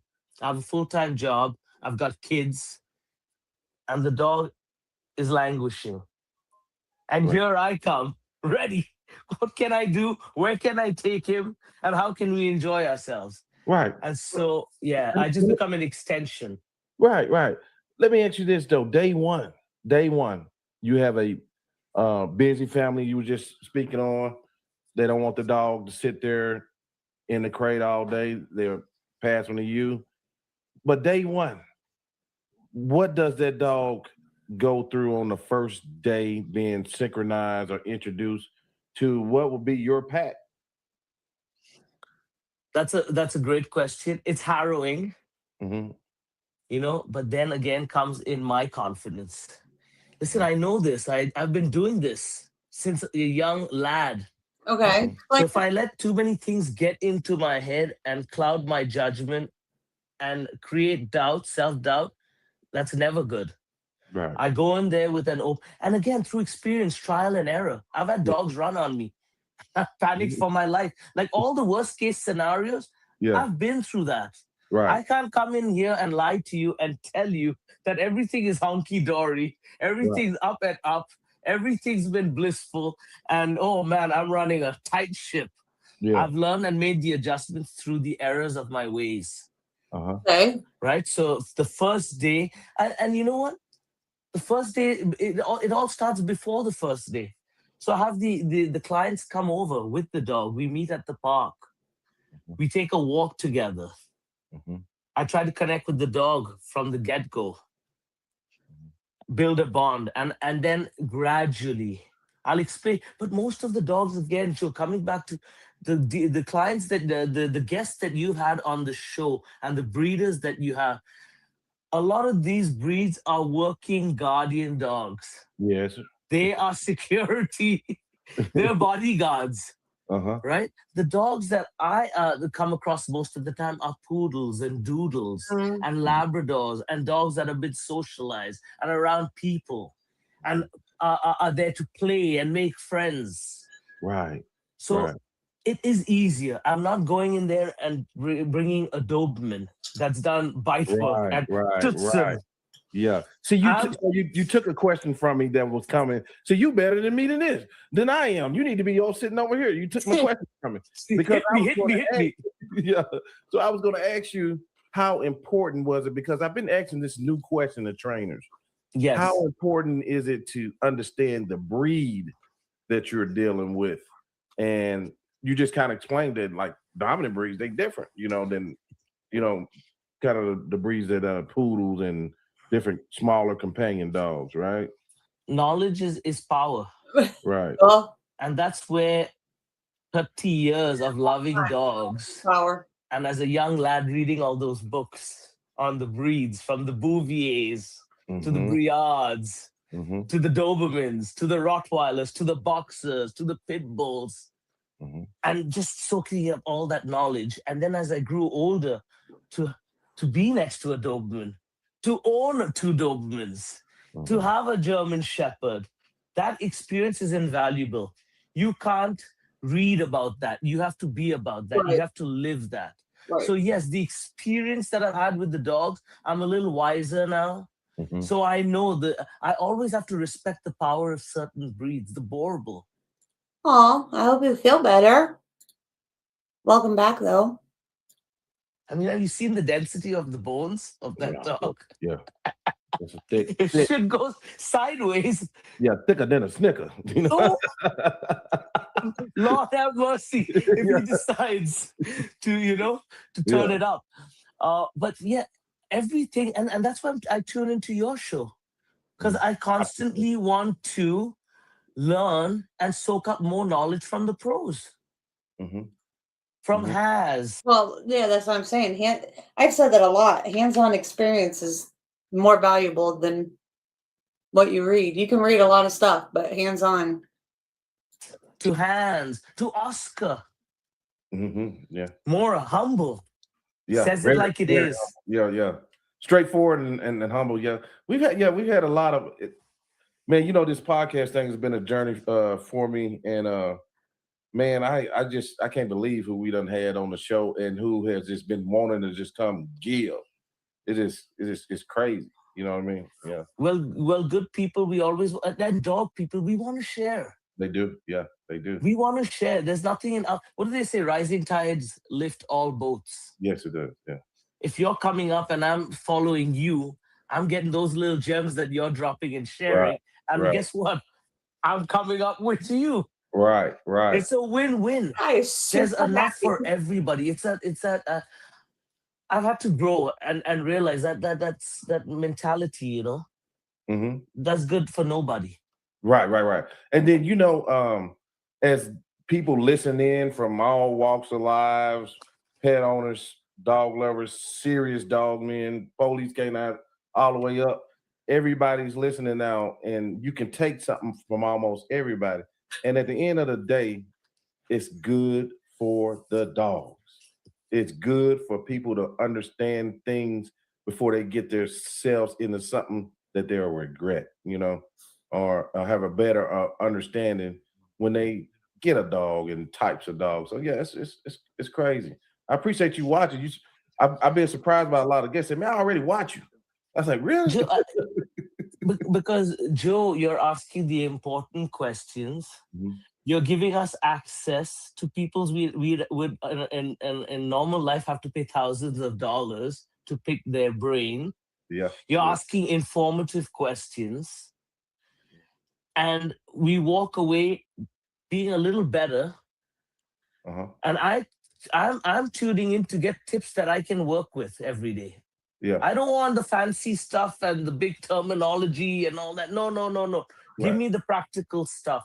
But I just want to rewind to the Yeah. question that you asked, because Yeah, I can be all over the place. I Yeah, me apologize. too. No, sorry. Dog breeds, knowing your breeds is so important. And that's one of the number one Right. issues that I see with the dogs that I walk. Mhm. Active dogs with inactive people, Yeah. Mhm. or breeds such as beagles and huskies that like to roam and run, and takes an exceptional amount of work in regards to having good recall. So those are challenging breeds for me to walk. And if you came and asked me to walk one of those dogs, I'd have to give it some thought. I couldn't Right. just go right off the bat and say, because my style is I like to off leash the dogs. I Mhm. like to run the dog. And I know when you spoke to Brandon Edwards, the pack leader, Brandon, yeah.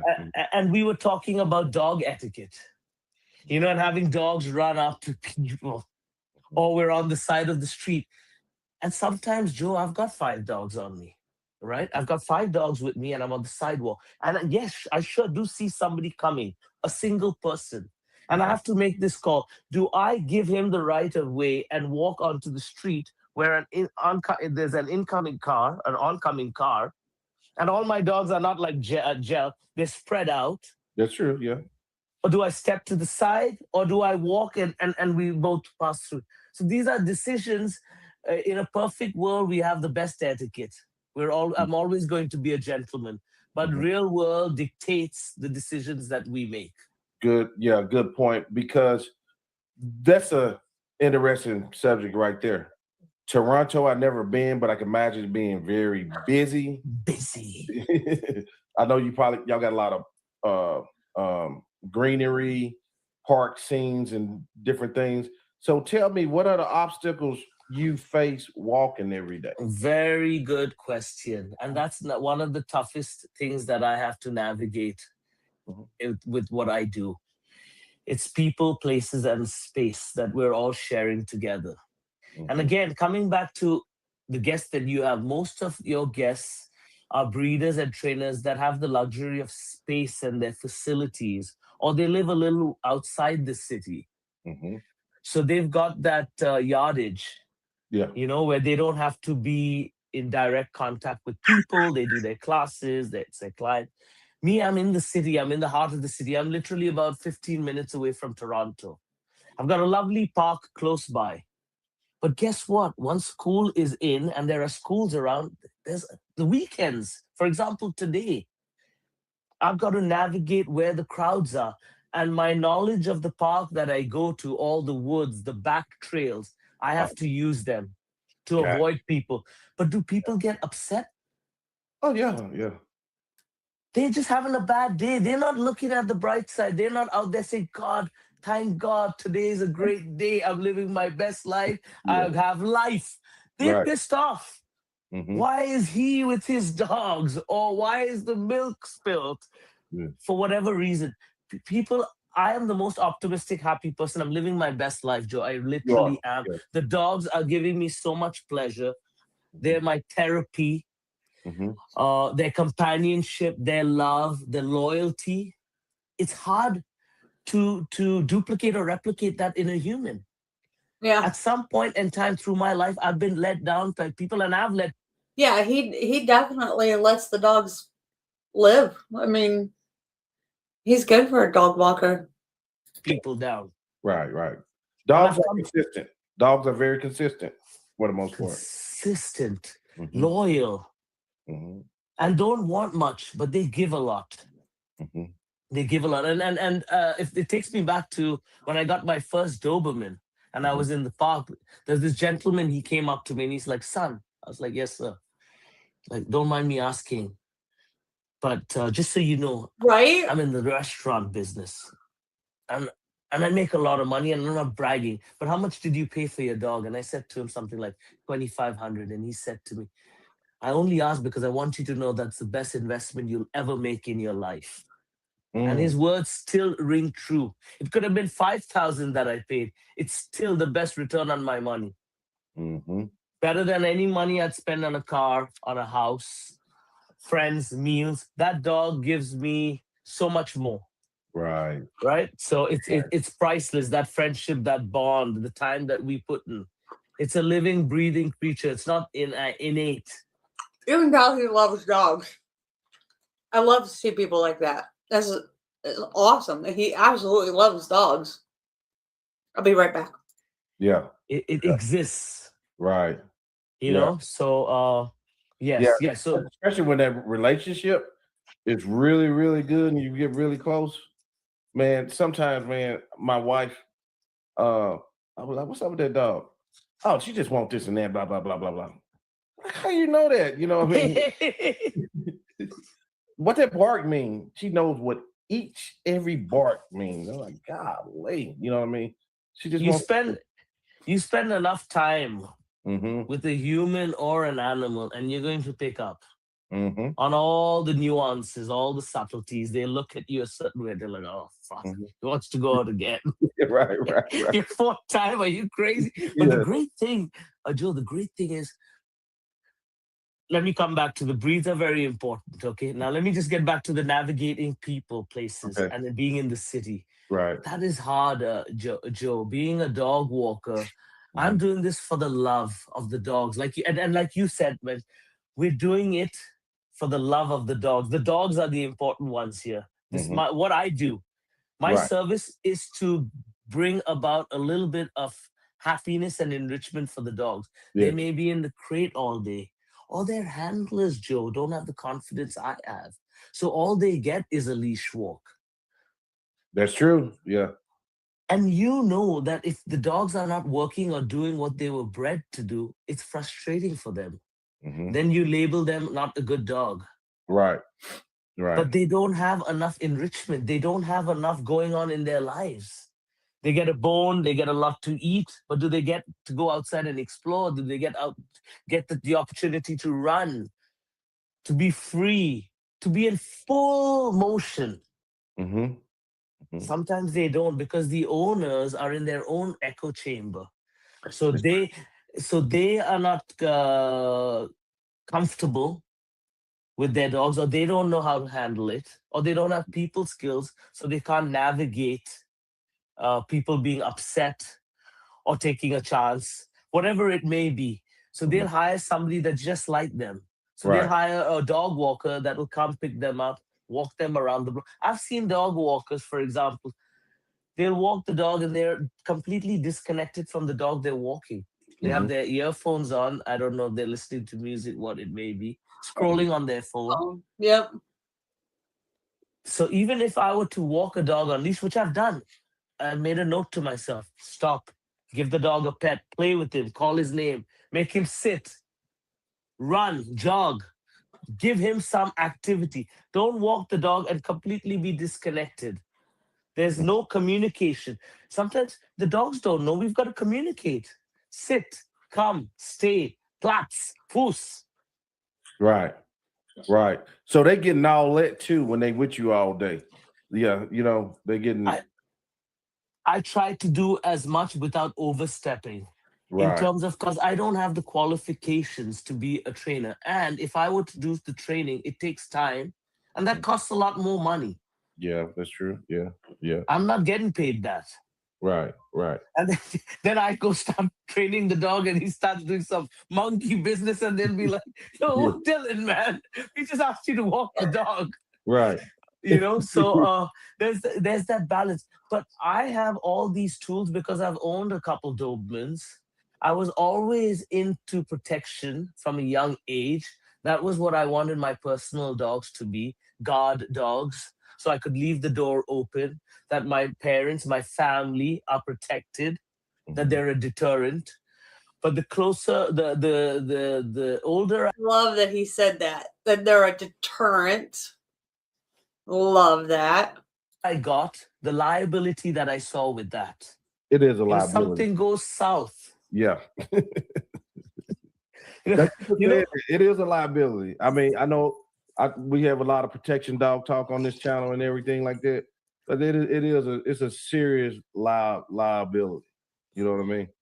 Yeah. And even after there's a reason and a cause that the dog did what it did. You're still in trouble. You're still in trouble. You might defend yourself against another human being, and you still might be in trouble. Yeah. And the dog steps up for you and does the right thing. Your best friend got your back. And guess what? These laws are too funny to be funny. It's best to do. And Joe, people always fall back. I'm following the law, and guess what? You can't say anything about it. Yeah. It's best. As funky as some of those laws are, that you can't do anything about it, and that's what most of the people hide behind. Yeah. Not practicality. Right. Not being a human. Not connecting. Not having a conversation. This guy is really good. Yes, it's truth.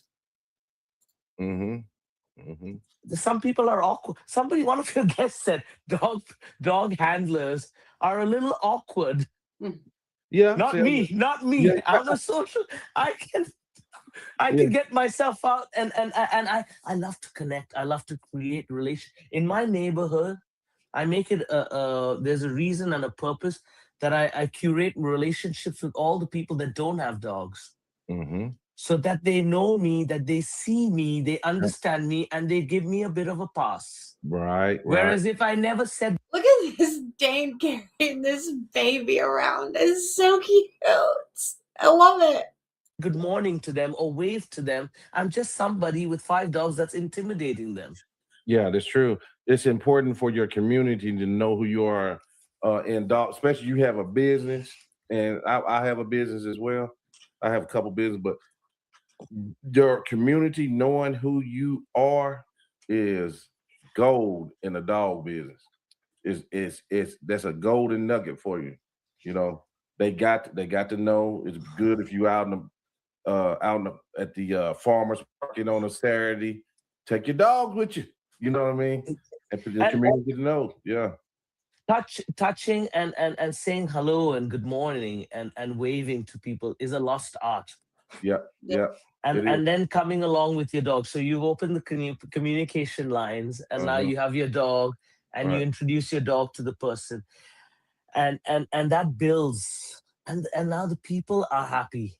This guy, he says hi to me. It makes their day. Not everybody is receptive to that, but I'd say 90% of people, if you have a smile on your face and you have a good attitude and you're authentic and you don't have any weird, you're not strategizing in your brain. It's all for the love and who you are. Exactly. It goes a long way. Exactly.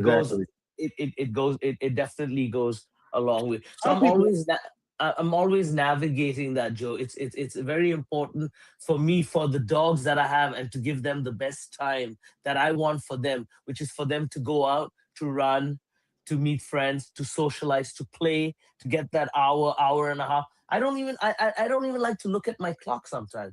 I just get lost in the day while I'm with nature, amongst the trees, in a little oasis, the tall grass. And the dogs are running around, having a blast. And I'm just sitting there and I'm facilitating, just making sure nothing goes wrong, that they're behaving themselves. That's it. And I wrap it up, come home, they're happy, they go to sleep. The parents come home from work, 5, 6 o'clock. They need to feed the dog, they're walking around the block. But most of the heavy lifting I've done. And I like that responsibility. Right. Yeah. I'm an advocate for the dogs. Right. I'm their best friend. They're my best friend. So I'm gonna ask you this question, because you know you always got a negative Nancy or somebody that's gonna say, well, if someone has to do all that with their dog, they don't need a dog. What's your answer to that? I'd be without work. Don't do that to me, Joe. There's always a need. When I had my dogs, my Dobermans, I never had a dog walker or somebody I could drop my dog off and for boarding. Guess what? I never took a vacation in the 10 years that I had. I had a dog, my first Doberman, Cal. He died at age 4. And again, we can go into the pure breeds and the genetics and how they don't have good health. So my first Doberman died at age 4. You sure we'll get to that. Okay. And then somebody will drop. You've got to have the genotype and this type and all that stuff. But hey, let me write that down. That you want to hold on to that thought. Hold on to that. Hey, but my first dog, Cow, died at age 4. Then I took a year because I find in North America we don't take the time to mourn. We just replace. Yep. I said I would be doing my best friend justice if my best friend died. It's like you get married and your wife dies and you just go and marry again 3 months later. Find another woman. I've got principles, Joe. I've got principles. Okay, I live my life a certain way with morals, etiquette, loyalty, and love. And when I love you with all my heart. So when my dog died, I said I can't do him like that. I'm gonna, in his memory and in his honor, I have to wait at least a year. Yeah. So I waited a year, and then I got my second Doberman, Chisel, and I was a better handler, and we all do. Yeah. We always get that. But so he and Chisel died at age 5, so 4, 5, and 1. So 10 years, I didn't take a vacation, Joe, because I was attached to the dogs. The dogs were attached to me. They had separation anxiety. I never introduced them early to somebody else that could take them. If I needed for an emergency, you never know what may happen. And you want your dogs to go to that secondary home where they think they're going to a family friend, an extension, their uncle's house. All my dogs, I'm their uncle. I'm Uncle Dylan. Yeah, right, right. And they're coming to have a good time, and they know Uncle Dylan's going to care for them, look after them, if not better than they are at home. Mhm. And then they go back, and then they know they're going back to mom and dad. At the end of the day, they love to be at home. They love being with their mom and dad. But they know when they're with me, they're going to have a great time. Exactly. That's my philosophy. That's how I look at the work that I do. I'm just an extension of all the family, facilitating and doing for them what they can't no longer do because of time restrictions and Gotcha. kids and work. And now people are having to go back to work, and there's less remote. The people are working less remotely, right? They're being asked to go into work. So Yes. so how long have you been in this business? Good question, Joe. I've always been in this business, but Okay. if you talk to me monetarily and monetizing, I always had a tough time. So 20 years ago, to answer your question, 20 years ago, I had dog days with Dylan. And then I got burnt out because I Right. was doing it every day, Yeah. 365 days of the year. And I was younger. I'm 47 now. 47. So I was probably 25, 30 at that time. I Okay. think I wanted to go out. I wanted to meet. I'm a social guy. Right. I need friends. I need human friends, and I need my dog friends. Right. That's right. And it takes a toll. Yeah, it does. Do you have pets of your own? He had 2 dogs. Not currently, because I have so many dogs that I'm either no, but I would love to have mine, Joe. Yeah. Right. But Right. I know that the amount of work that I put into my dog, I'm not just going to have. Firstly, to get back to that, I have a passion and a love for the Doberman. I always have. Oh, cool. Yeah. Okay. But I'm thinking I really also now love the Doodles. Oh, Oh, you I've do? just fallen in love with them Oh, okay. for this city, for navigating them with people, and just for business purposes. I have a Doberman. It may intimidate my clients when they come and drop the dogs off. So I have to take many things into account. So that's what I'm saying. If I were to get a Doberman, I'd have to do double the work to make sure he's well socialized. He's not intimidating. Yeah. And yet I want him to be a Doberman where he is a deterrent to do what he was bred to do. Right. So just to get my brain around all of that and to know the amount of work that I'm going to have to put to get this dog to do all those things, it's a challenge. Right. Right. Yeah, it is. It is. So for Go ahead. Did you want? Okay. So for distractions, what do you do? Let me ask you this: if something came out startled, somebody came out the woods running, one dog fire up, do usually the other dogs get up in the roar or something? Like if some major distraction, how do you handle those type situations? That's hairy. That's hairy. I never want that to happen. That has happened a couple times. And yes, the dog's taken off after a person, and then 4 or 5 other dogs have gone chasing that, and that's where the conflict comes, Joe. Right. This is that balance. Listen, I don't want to make anybody have a bad day. We're all out there to have a great day, to be out in nature. So what do I have? Things that I never used to use before. Things like treats, squeaky toys. And again, building that rapport with the dog. And that's why the more time I have with the dog, the other thing, Joe, I don't like to call my dog all the time, even when I own the dog. Unnecessarily calling my dog, I know you call your dog, he's supposed to come. 100 times you call him, 100 times he's supposed to come. That's what dog training is, right? But I find it's like wolf. At some point in time, if you overuse it or you don't use it correctly, the dog may be disengaged. I think so. This is my personal opinion. I may be wrong. A lot of the dog trainers are going to go for me. But I feel I want to call my dog when I really want him to come, and that he knows that now when I'm calling him, he has to come. So I try to give the dogs a lot of leash, but when I call them, I want them to come. And so when I do call them, they're like, "Holy shit, where is he? I may have lost him. Let me go get Dylan." But if I'm always on his ass, he's like, "This guy's right here, man. Let me do my thing."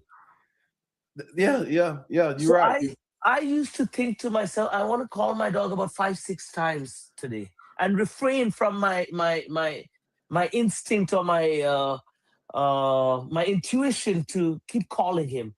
Hold back, Dylan. Survey the situation. That's the other thing. I don't just like to react when people jump out of the bush. Obviously, now what am I going to do? The first thing is to run the other way so the dogs follow me. But I like to give it a minute and assess the situation. See the dog's demeanor. That's why I'm always looking at their demeanor.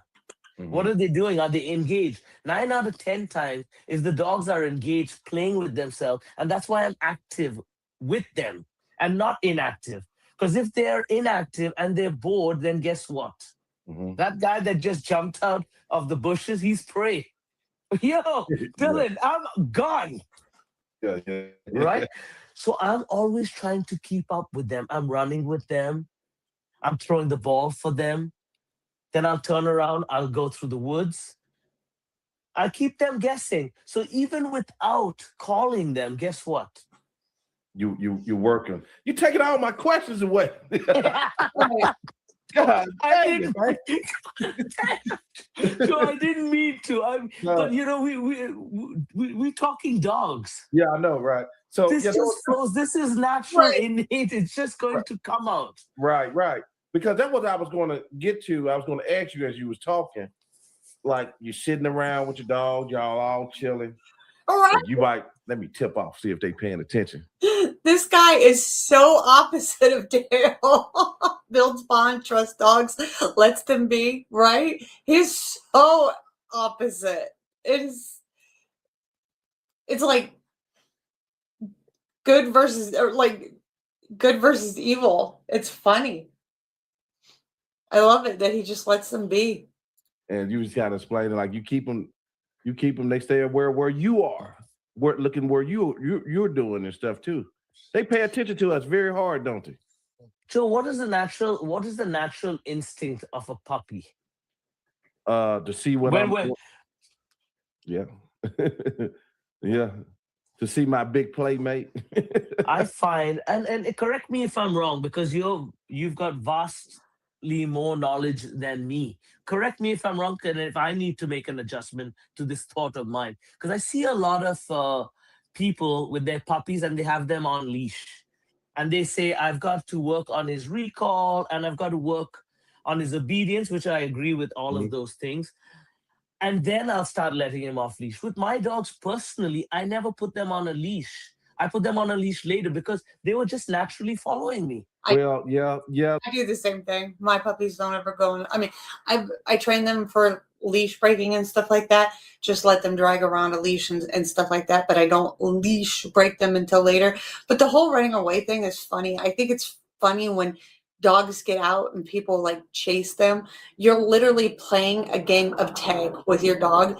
The best thing to do is run away from your dog and they will chase because you're playing a game of tag with your dog. Right. Puppies follow. Right. But I think it's funny. But I think it's because he loves dogs. And so he's reading dog body language. That's my point too, because like I'm bad about leashes, but I've been getting better. All my dogs are leash trained, but where I got a decent sized property, so like I gotta be thinking like, man, you need to be leash breaking this puppy, but because they always don't never have leashes on, because I can bring them in my front yard, right? Yes, and I can, as they're young, I can give them boundaries, like they don't go in the street. I can yes. And they don't even run in the street. That's what I do too. I make the same noise. That's funny.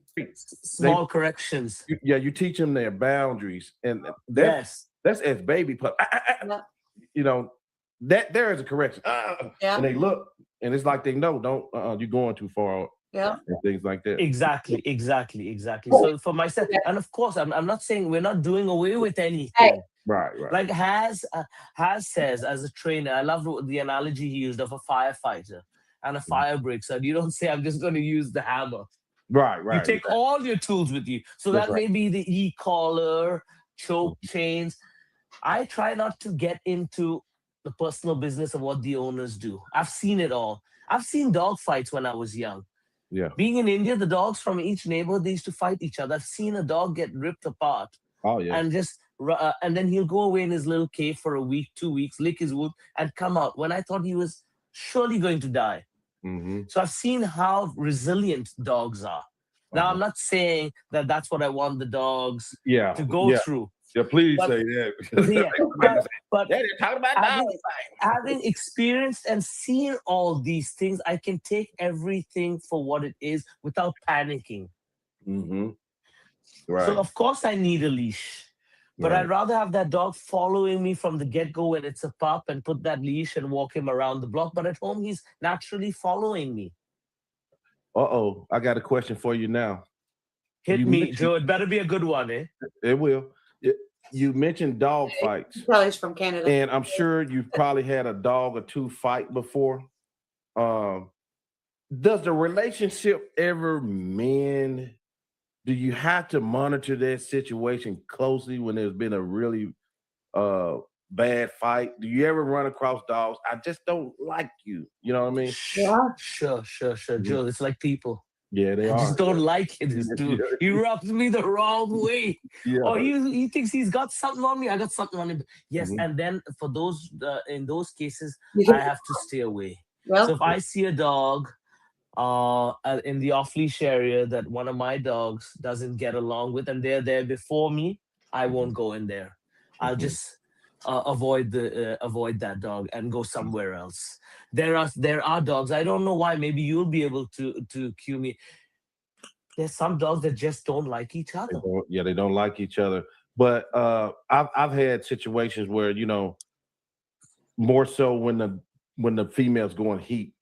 Mm. Yeah, it's like the yard. So no-go zone. Yes. Yeah, It's that yeah. male testosterone. Yeah, we watch the rotation we put out when dogs in heat. That's male and female, and my wife is very hands-on with the dogs. My son, Yes.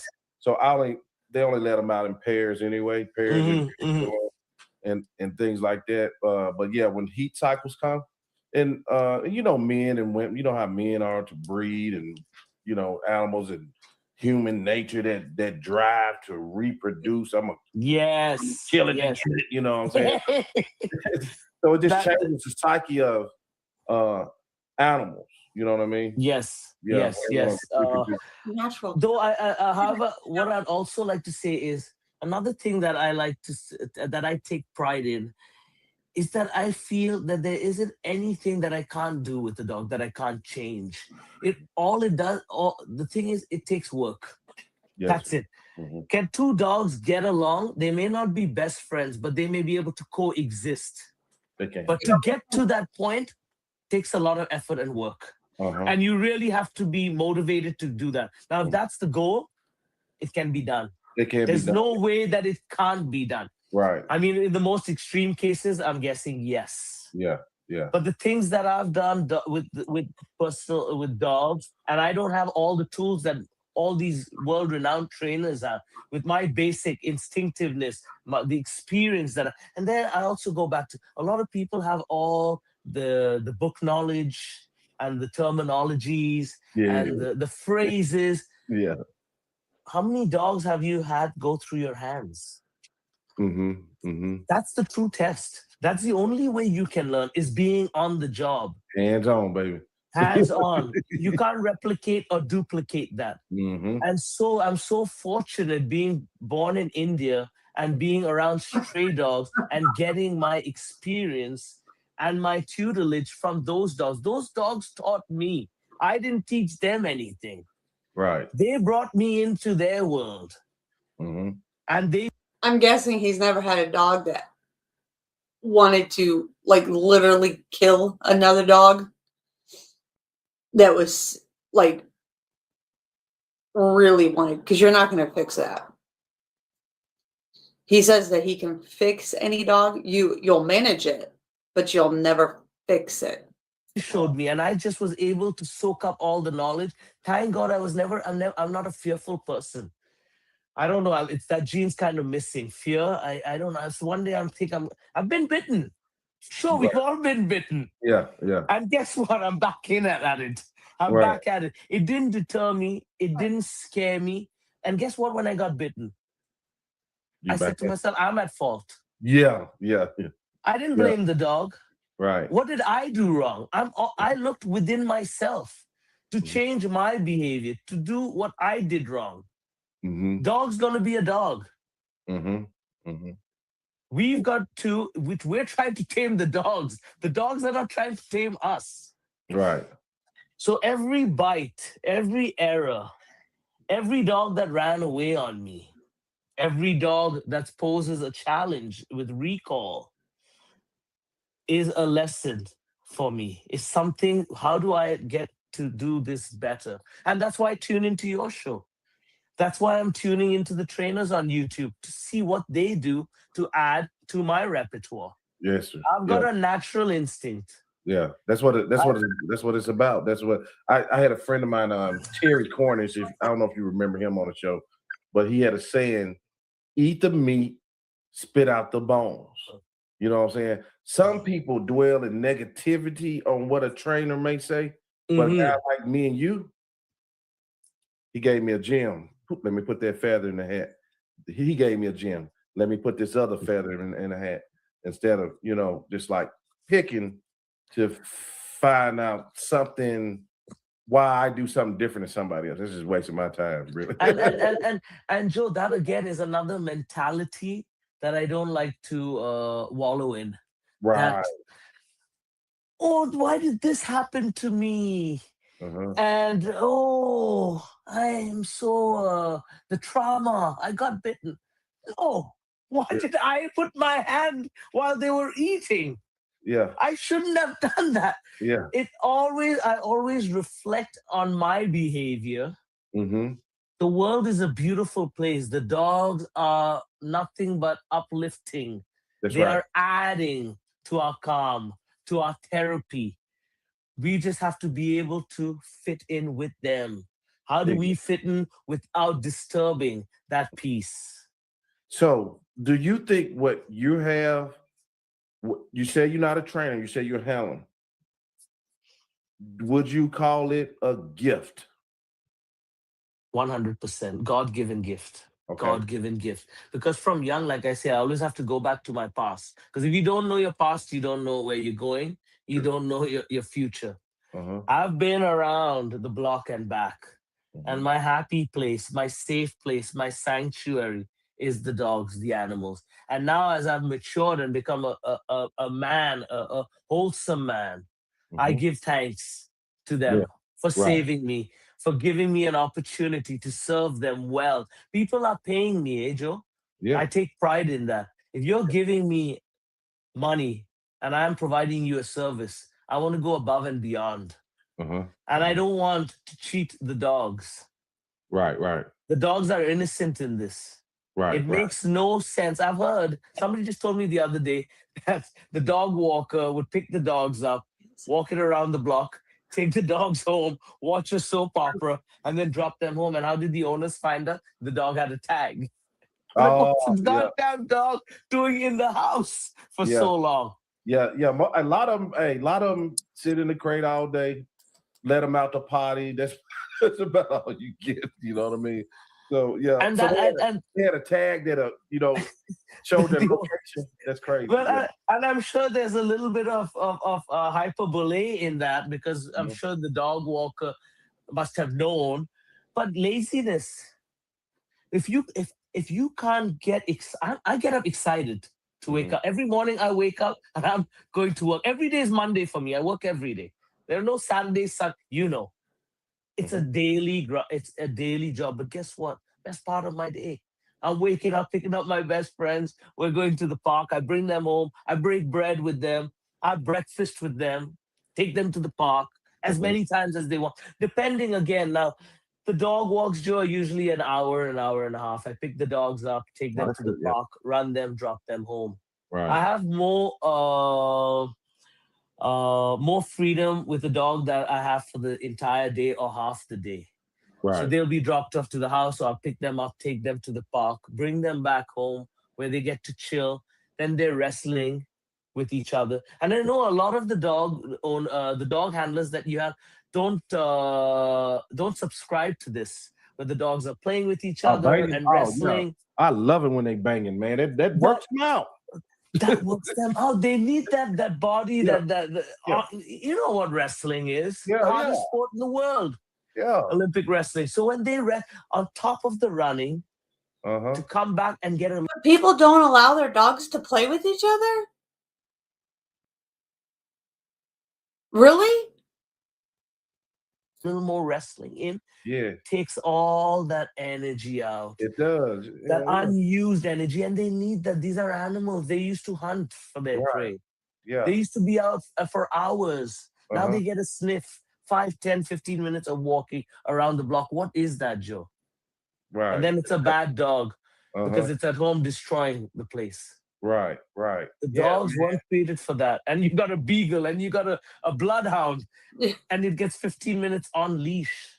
Yeah. It's a disservice. It's a disservice. Yeah. I agree. You can let a dog be a dog and he'll work out himself almost. You know what I mean? They'll chase each other. They'll spar, bang on each other. And shoot, yeah, that's I love it. I love it. Joe, I love that too. It's like ballet. I'll see them run through the woods, through the bushes. And I just take a step back and I just take in everything. And I'm like, wow, this is God's country. Right. Right? We do too. I mean, we wrestle with our dogs. They wrestle with each other. We play fetch in the yard, all kinds of stuff. We play Frisbee. I mean, all kinds of stuff. I don't go to dog parks and stuff just because I think dog parks are ridiculous. There's too many diseases and all kinds of stuff, and people don't know how to control their dogs. All kinds of stuff. And I also take my dogs to a farm and stuff like that and let them run and play. But people don't let their dogs play with each other, though. Really? That's weird. So many people or trainers say not to wrestle with your own dogs.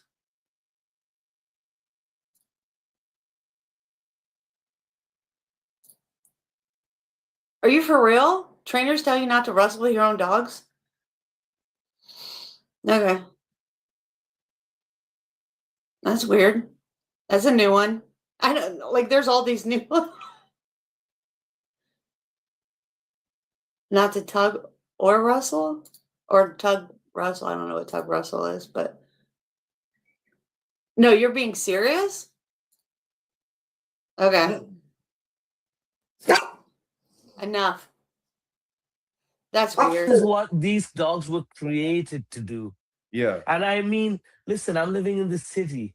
We're away from what they used to do, a far ways from what they were created to do. They've been so domesticated and so many instincts have been taken out of them. Because again, we're amongst a lot of people. We don't want liabilities.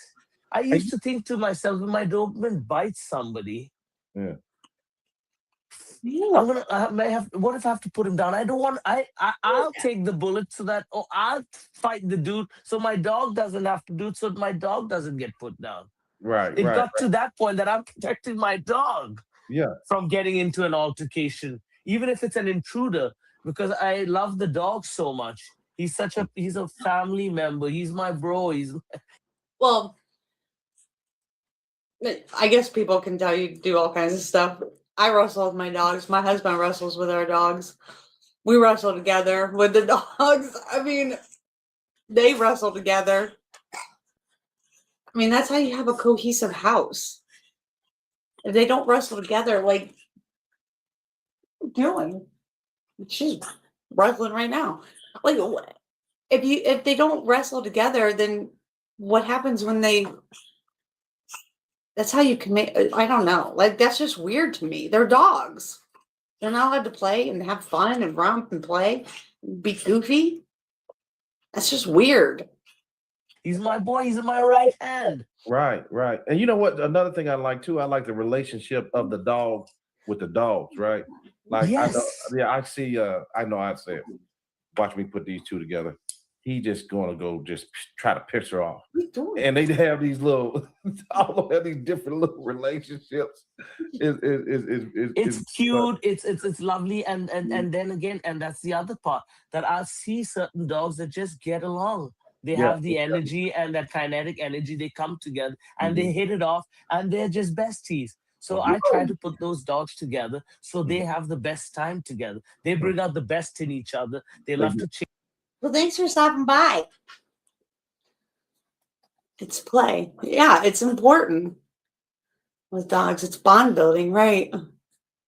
Wrestling with dogs builds bonds as kings, as you let yourself or your dogs get on. Yeah. Is it your greatest trainer of all time, right? Each other. So I tell the owners, I'll say, let me bring this dog because I have him, and they'll be like, let me bring him over because I know this dog is over. And every dog is unique. And the more mischievous they are, Joe, the more I love them. Exactly. If you watch them enough, that's a soap opera within itself. It's a whole storyline. And that is the beauty, Joe. Right.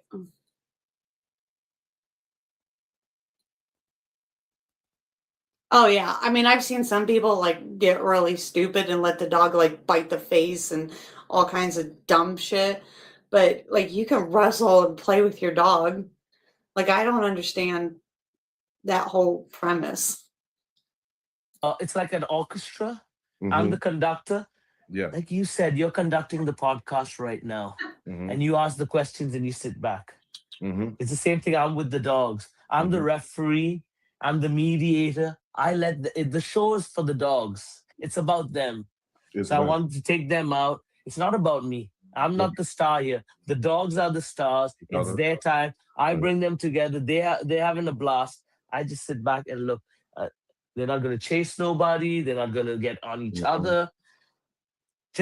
And I'll facilitate so that they bring out the best in each other. That they run, that they play, that they wrestle, and bring them home. You said this is a gift. So I want to ask you this question. What can you see in dogs? I want to see if you can explain this because this is a tough question. What can you see in dogs that owners can't see?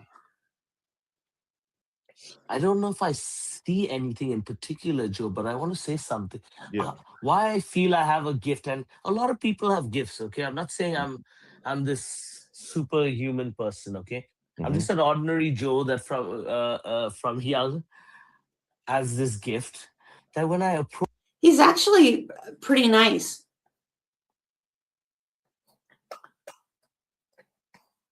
I mean, he's got a good personality. He's got a good philosophy, let dogs be dogs, stuff like that. So I think he's a pretty cool dude.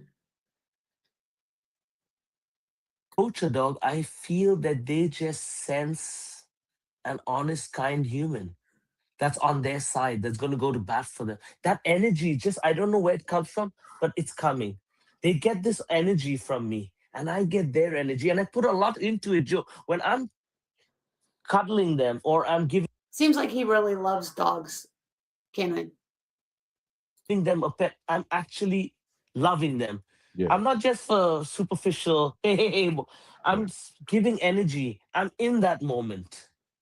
And that's my time where I'm like conscientiously trying to make the connection deeper. I agree. What do they see when I approach them? My energy. I'm not, I don't have any preconceptions about them. I'm not putting them in a box. I'm not labeling them. You haven't done anything to me. I don't know you. Let's get to know each other. You have a clean slate with me. Whatever I've heard about you, there's a reason that you've done these things. For example, you're tearing up the house. Yeah, he doesn't claim to be a trainer. He's just a dog walker. He takes out and gives people who, either going back to work, not doing stuff from home anymore, starting to have kids, whatever. He's giving their dogs, the best life possible instead of being locked up in a crate, all that stuff, and can't get out as much as they used to and stuff like that. He seems to have a good philosophy, he definitely has a good outlook on life. So, and he definitely loves dogs. So,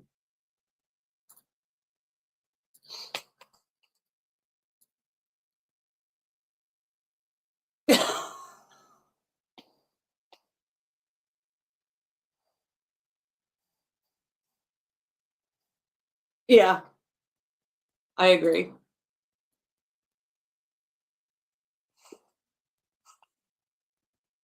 Yeah. Yeah, it started out, it pretty much started out as bad versus good. So right now we're doing the good part. So the beginning was the bad part of Canada. So this is the good part of Canada.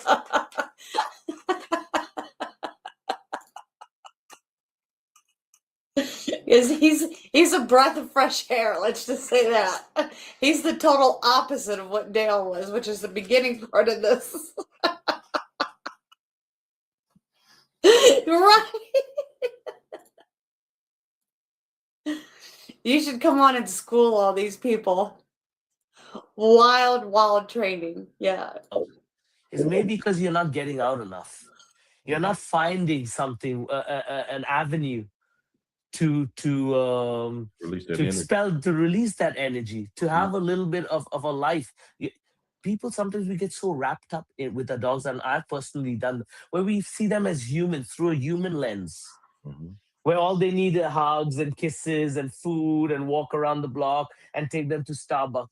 That's all well and good because they love to be with the owners. But guess what they love more?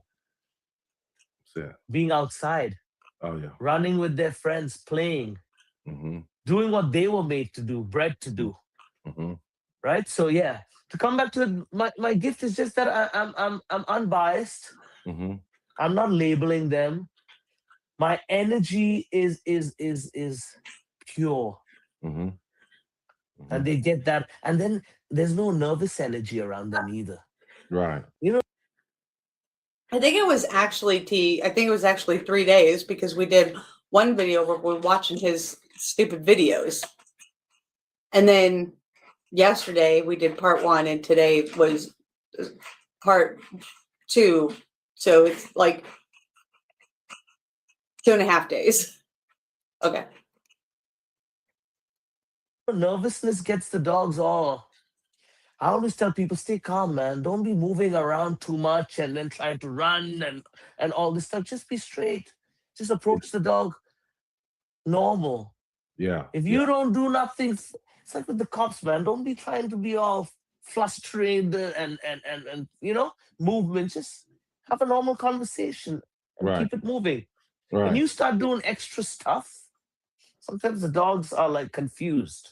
Right. And listen, I'm very animated, Joe, with the dogs, okay? I'm very animated because I start loving them up and hugging them and kissing them up. And my friends are like, God damn, Dylan, you let them lick you, man. Yeah. I don't go to those places. I don't think about it too much. But yes, they lick me and I'll kiss them and I'm all in the moment. So yes, I apologize. No, I don't apologize because I love it. That's my bond with them. Yeah. So what do you do in the wintertime when like because you probably get brutal winters up there in Toronto. Canada. So does things move more inside and you give them different things, or you just have to look, we can't do nothing? Have you heard of David Goggins? No, I hadn't heard of him. He's a Navy SEAL. Okay. He's an African American. He was obese. Okay.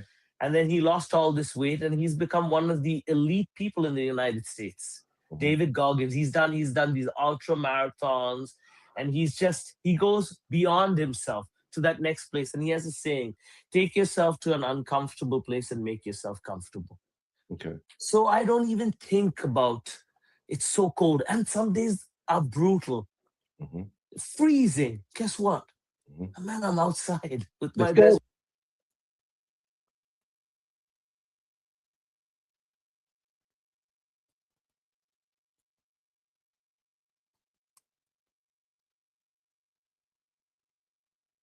This is who he's talking about.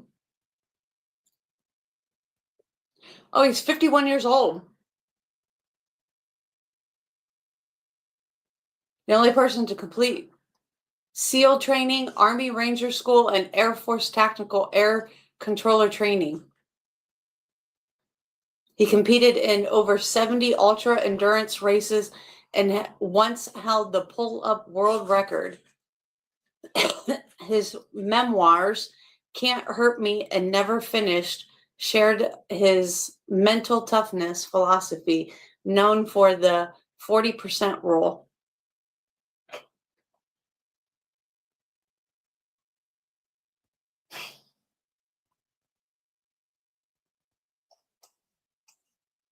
So this is who he's talking about, just so y'all know.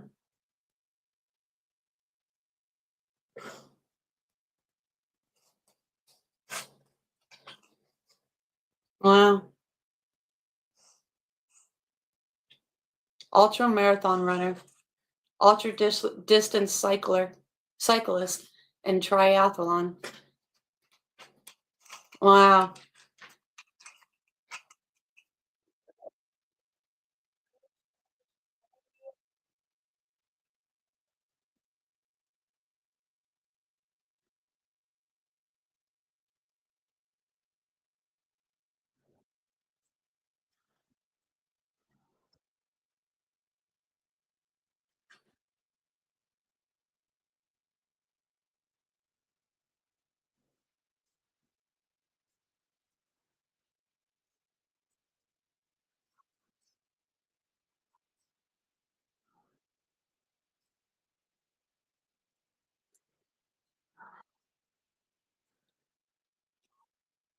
Get in there with them. Sorry. Right. I was still on that. My bad. Yeah. That's why you gotta love doing what you do. It's friends down. So I don't even take it, and he's just States. And then he lost all this weight, and he's become one of the elite people in the United States. David Goggins, he's done these ultra marathons, and he goes beyond himself to that next place. And he has a saying: take yourself to an uncomfortable place and make yourself comfortable. Okay. So I don't even think about it's so cold. And some days are brutal. Freezing. Guess what? Man, I'm outside with my best friends. Hail, rain, snow, storms, tsunamis. I don't give a you know what. I'm not letting my friends down. I can't let them down. They want to go out. They wait for Dylan. They're looking out the window. And if I don't see them, I'm sad. So yes, it's hard work, Joe. Yeah. That's why you got to love doing what you do, breeding and what you do and training. People are only seeing the reels. And it may look glamorous, but it's hard work. It's dirty work. It's getting in the mud. And many of the owners say to me, Dylan, you know why the dogs love you? And I'm like, why? Because you're just one of them. Yeah. There's no distinction. I get it. What is that thing that keeps popping up in the center? There with them. Right. I get in there with them. I muck it up. I'm just so happy to be able to, in these times, Joe, these economic times, to have work. Oh, yeah, for sure. To be valued. Yes, sir. Yes, like my owners value me, the work that I do. To see the smiles on their face. For them to genuinely tell me how much their dogs look forward to seeing me. And how much the dogs love me. And how I care for the dogs. Right. That fills my cup every day. Man, that gets me up, Joe. I'm ready. Let's go. Let's do this. Yeah. For sure. Listen, you want me, I want you more. Why haven't I seen you today? Some of the dogs that I have these connections with, I'd love to see them every day. Joe, I was doing this for free. I do it for free. And if you can do something for free, then you know you're passionate. And because I've been doing this and loving dogs from a young age, I know it's never going to burn out. This fire will never go. So that's what I love. It's not something that's going to come today and go tomorrow. That's what fuels me, that I know that this passion is never going to end. It's only how am I going to get better? How can I offer myself in a more constructive way to help my clients, to be of help, and I'm glad to be of help. A lot of families, they've got the kids, they've got the workload, they want to take vacations, they've got to take the kids to sports. It's a lot of juggling, Joe. It's a lot of work for Yeah. parents. You know, when you have kids, Oh yeah. and then you've got the dog, Yeah. and so I am a valued member to be able to come in, to have their trust, to take their baby. Most definitely. Yeah, most And definitely. most of them say, Dylan, just take him wherever. So I'll take them to the barber shop. And I know everybody in the neighborhood, Joe. I've curated relationships over the years, over decades. Most of the people in the neighborhood are my friends. They know me as the dog man. And if I'm not with the dog, they're like scratching their head. What the hell? Dude, where the dog's at? And I'm like, can I get a minute without being seen with the dog? Yeah. Certain places I can't take them, but I love to include the dogs everywhere and take them everywhere and desensitize it.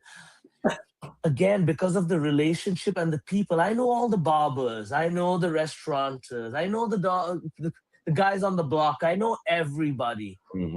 I've rolled with the gorillas. I've swum with the gators. Yes, sir. I go in everywhere, and I'm welcome. Gorillas? Right.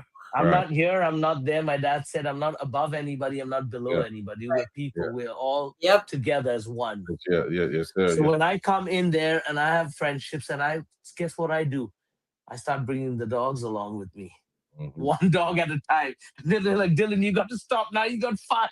You're bringing 5 into the shop. I'm like, sorry, I know. I pushed the envelope. But I do these things because I want to help the dogs. They don't have this exposure. And they don't have a handler that has the comfort to navigate people and these obstacles, because the dogs are not sure. And what happens when they give a little bit of resistance?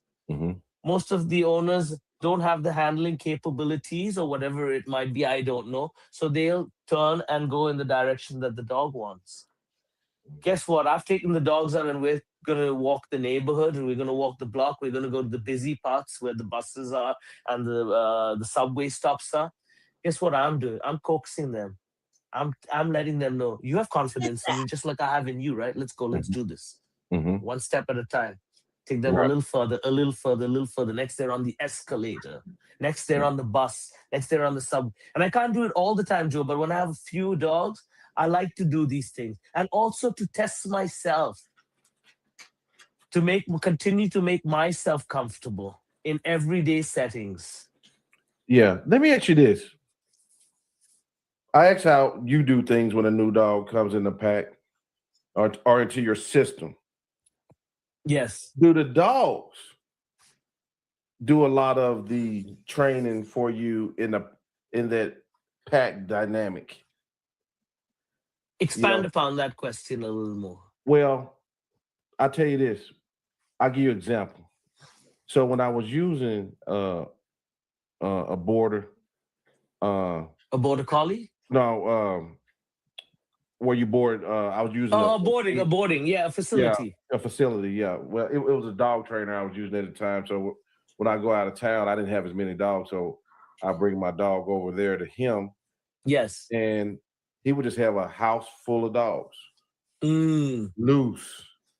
Yes. And then I show up and I'm about to give him the dog. He said, yeah, let's let her go. I'm like, dude, let her go. In the house with all these dogs. He said, yeah, let her go. And I said, you not worried about something happening? I got the biggest dog in here, man. Yes. He said, nah. He said, they'll take care of her. They'll put her in her place. I mean, it's like 15 dogs in there now. So then first you leave, a few hours later, man. Is everything okay? Right? He said, yeah, she's fine. She tried to get a little bit out of hand, but yes. Put her in her place.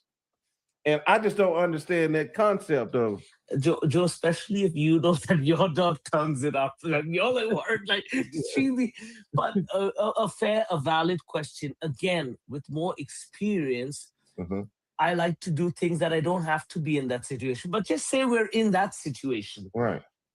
I try to avoid now just taking a dog that I've never worked with and just bring him into the house. However, that has happened.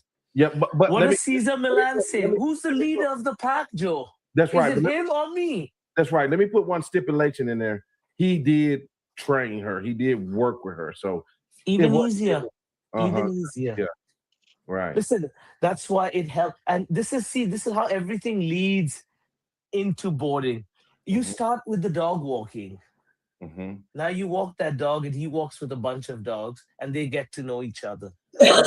Then they may need me to keep the dog for half a day.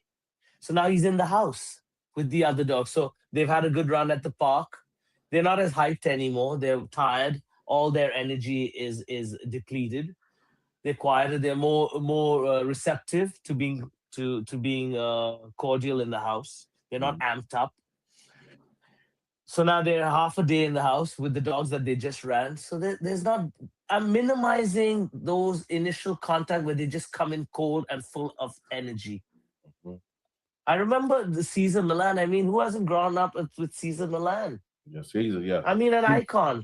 Yeah, he was like doing the same thing, walking through the hood with them dogs, man. Yo, I see myself in him. By no way or means am I Caesar Milan, but I definitely share certain aspects where I see him and I did that. I don't know. If I gave too much thought into the things that I was doing at the time without leashes, without anything, Joe. Yeah.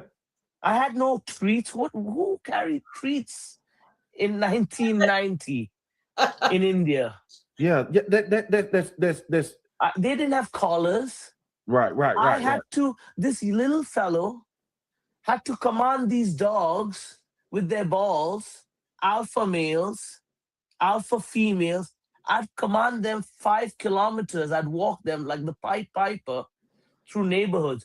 How did I do that? So anytime I'm insecure, I just think to the little boy that I used to do it then. Mm-hmm. I just got out and did it without over analyzing and overthinking it. But again, it comes back to a little bit of that gift. Yeah. I don't know who gave it to me, who touched me. Right. But I had that then, and I continue to harness that. And now it's a different world. I'm in a different country. I'm in a different place, different rules of operation, and I have to abide by that. Yeah. Let me say something. Let me say go one ahead. thing, because this is it. You mentioned Caesar. Mr. Caesar Milan, I invite you on this show to do a talk with me and Dog Days with Dylan. Oh my God. That'd be like 3 hours, Joe. Come on. Yeah. But he must. And you know what? He's humble enough to come on the show. Someone would send this to him. Caesar, please. You've touched us all. Yes, sir. Yes, sir. Every part of it's like Bob Marley. Mm-hmm. You could go anywhere. Who doesn't know Bob Marley? Mm-hmm. Right. With reggae music. You talk reggae music, you know Bob Marley and the Wailers. Yes, you talk dogs, you know Caesar Milan. Mm-hmm. You did. He was that person on TV that gave us a glimpse. Yeah. Into training. Yeah. Before and then even if you said this man is crazy, and you just don't, a lot of people just don't understand. So Joe, I have a question for you. Is Come on. having too much information, because you say he's crazy, but sometimes when you don't know you're crazy, or when you're not overthinking it and you're just doing it, most geniuses are classified as crazy. Crazy. Because I'm half crazy. Because you don't the other person don't understand what you're doing. They don't understand your gift. They don't understand. Wow, why would he do that? He's walking all those dogs off leash. He's nuts. Yeah, that's what they say. Yeah. But what he can do, most people can't do. Can't do. And that's that. And there lies their inability to understand. And that's what I've also come back to this analogy, Joe. Mm-hmm. For example, and for my own personal life, I'm hiring people for things that I am not good at, that somebody else can do better. If that's the landscaper, for example. Oh, yeah. Mm-hmm. I get somebody to do it. And I value that. If I see that person's work is good, I value him. I treat him right and I try to give him a lot of work. Because these people are hard to find. People are good, who are good at what they do, are passionate about what they do, and take pride in what they do. That's and right. that when you pay them, it's something. It means something. It has value. It holds water. Listen, we're all working hard to make $1. It ain't easy. Right. For me to come and buy a dog from you, let's have that old school fiber, moral, the fiber of having morality. Yeah. Yes, sir. Listen, this litter of dogs, I don't see a puppy that fits your Yes. lifestyle. Right. Yes. Have faith in me. If I've approached you, that already means I like something. Right. And I always like to be honest. I would like the breeder to be honest and tell me, listen, I don't see anything in this bag. This is what you're looking for. I've seen your life setup because you've told me how you're moving. A breeding may be coming together. Work with me. I appreciate that. A quick sale isn't the best sale. That's right. Come back and bite you. I want to work with you for the long haul. I want to have, and if you don't buy a dog from me or if you don't use my services, I'm not for everybody, Joe. My style isn't for everybody. I don't need to be hurt because of that.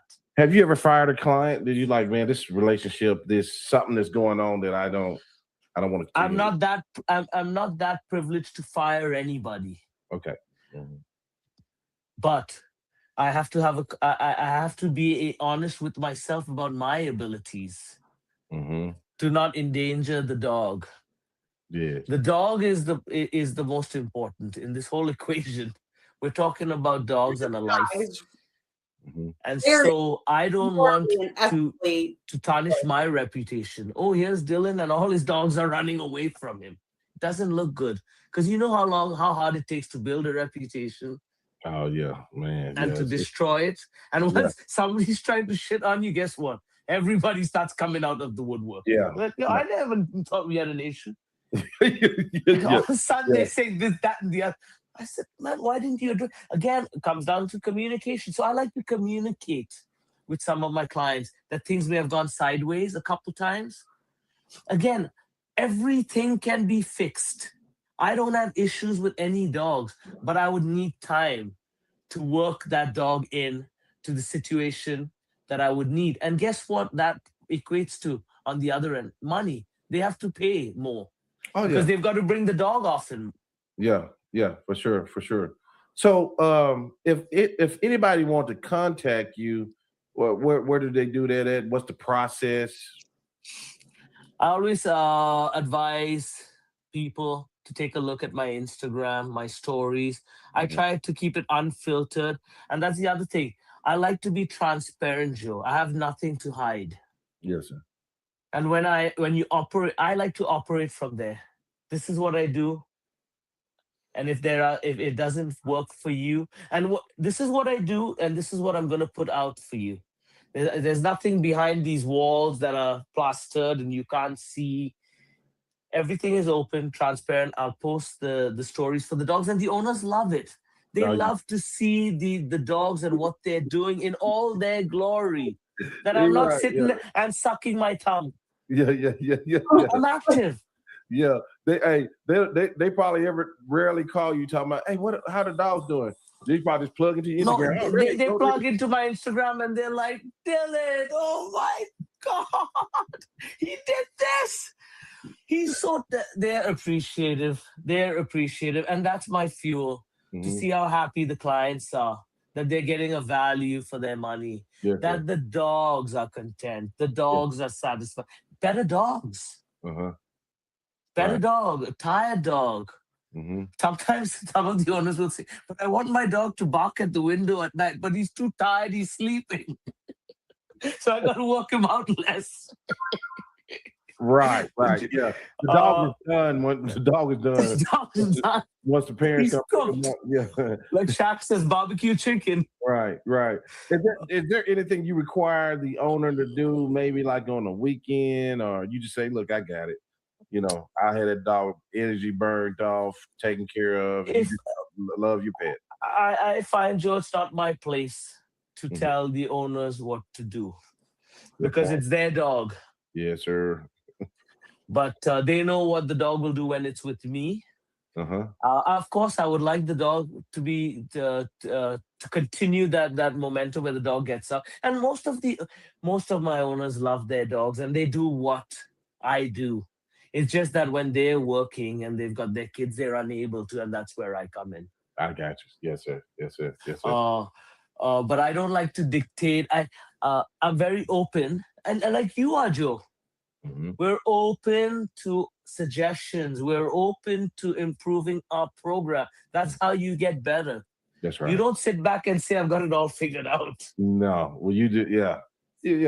That's I could never operate with a mindset like that. Like I'm Miyagi or somebody, and I just cannot learn anymore.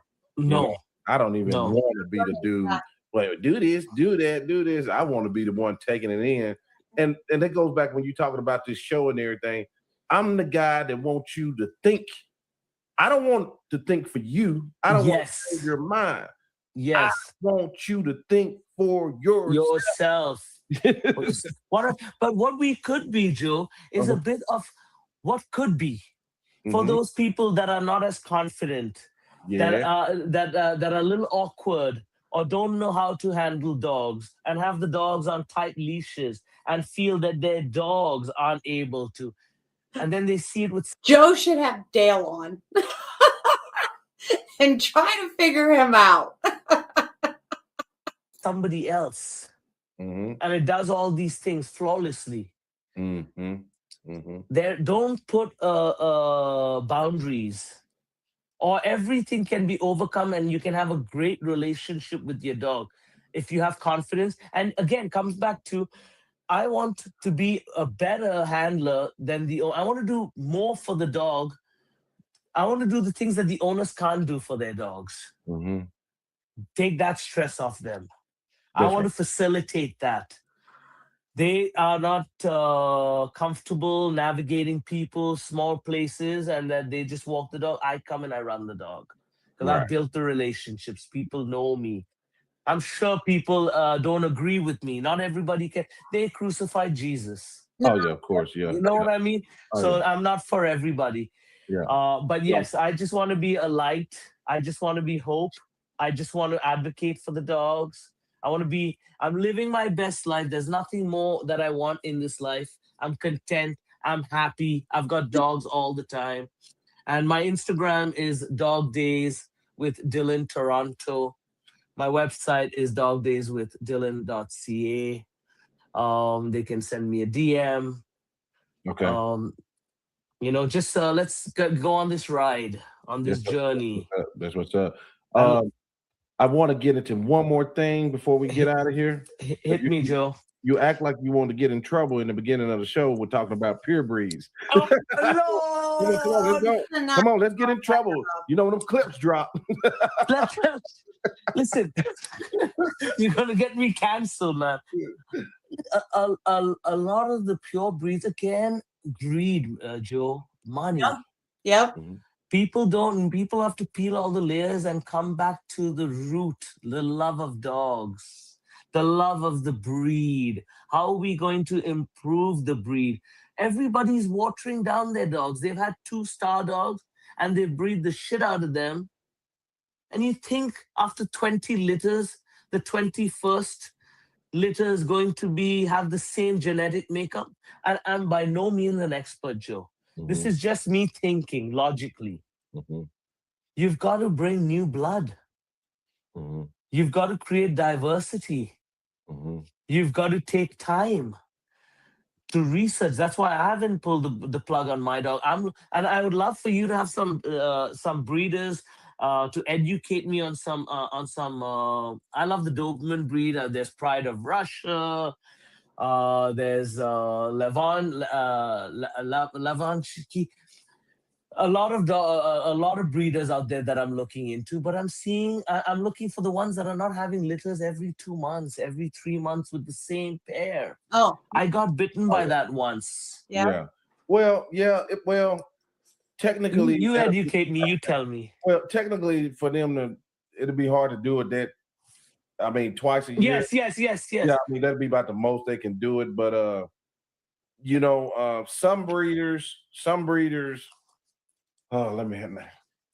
You want to stay away from a meal, right? And a meal is somebody That goes without saying. Yeah. So, but it's some breeders, that's professional breeders. They do crank them out. That's what they do. They are breeders, but they got sound temperament in mind. They have health testing in mind. And So let me ask you something. Sorry, let me pause you for. So you're saying there are breeders that do churn them out a lot, and it's still safe to get a dog from them. The dogs are competent and good.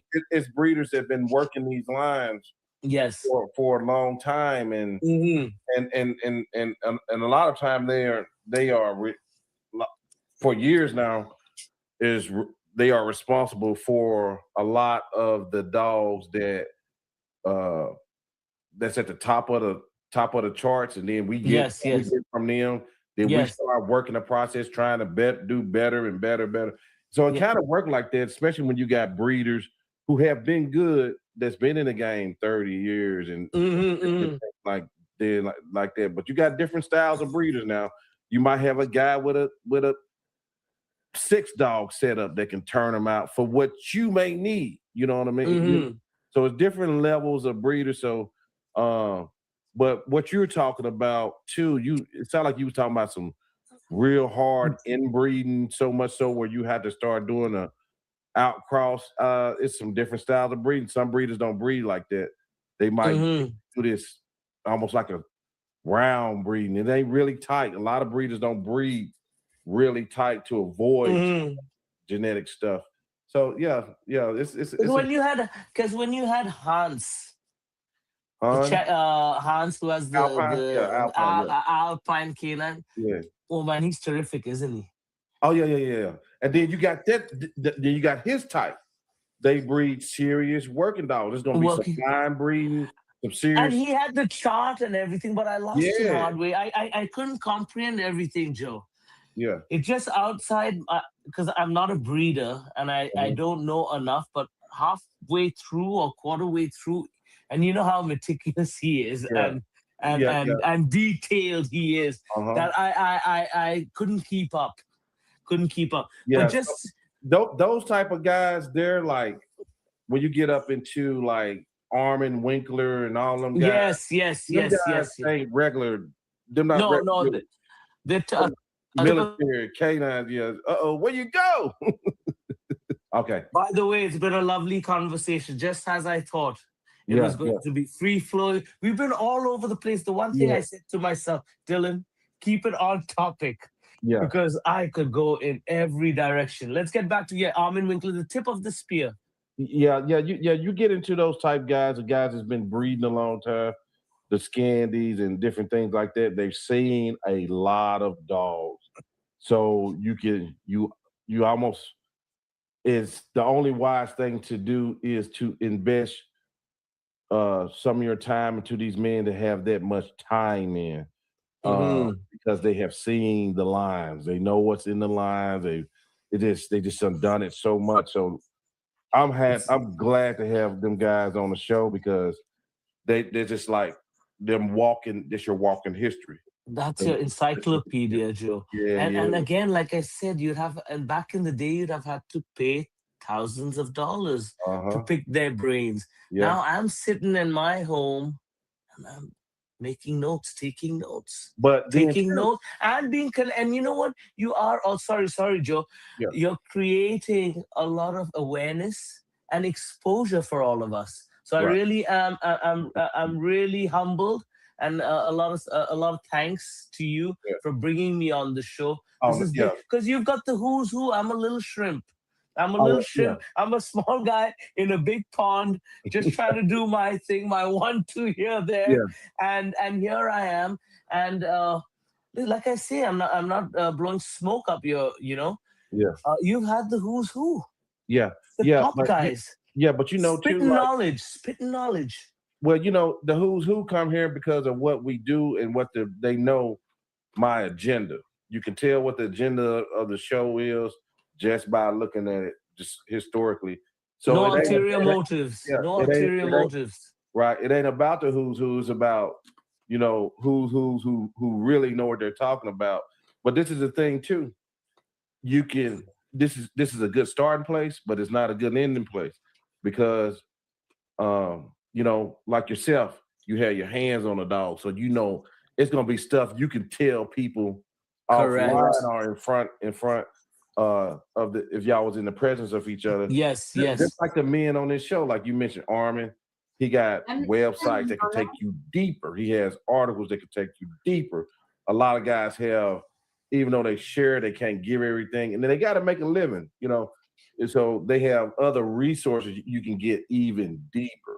And then ain't nothing better than being out with these people. So I see a lot of people at shows and different things. We got some working events about to pop off and stuff in Texas. So it's marvelous.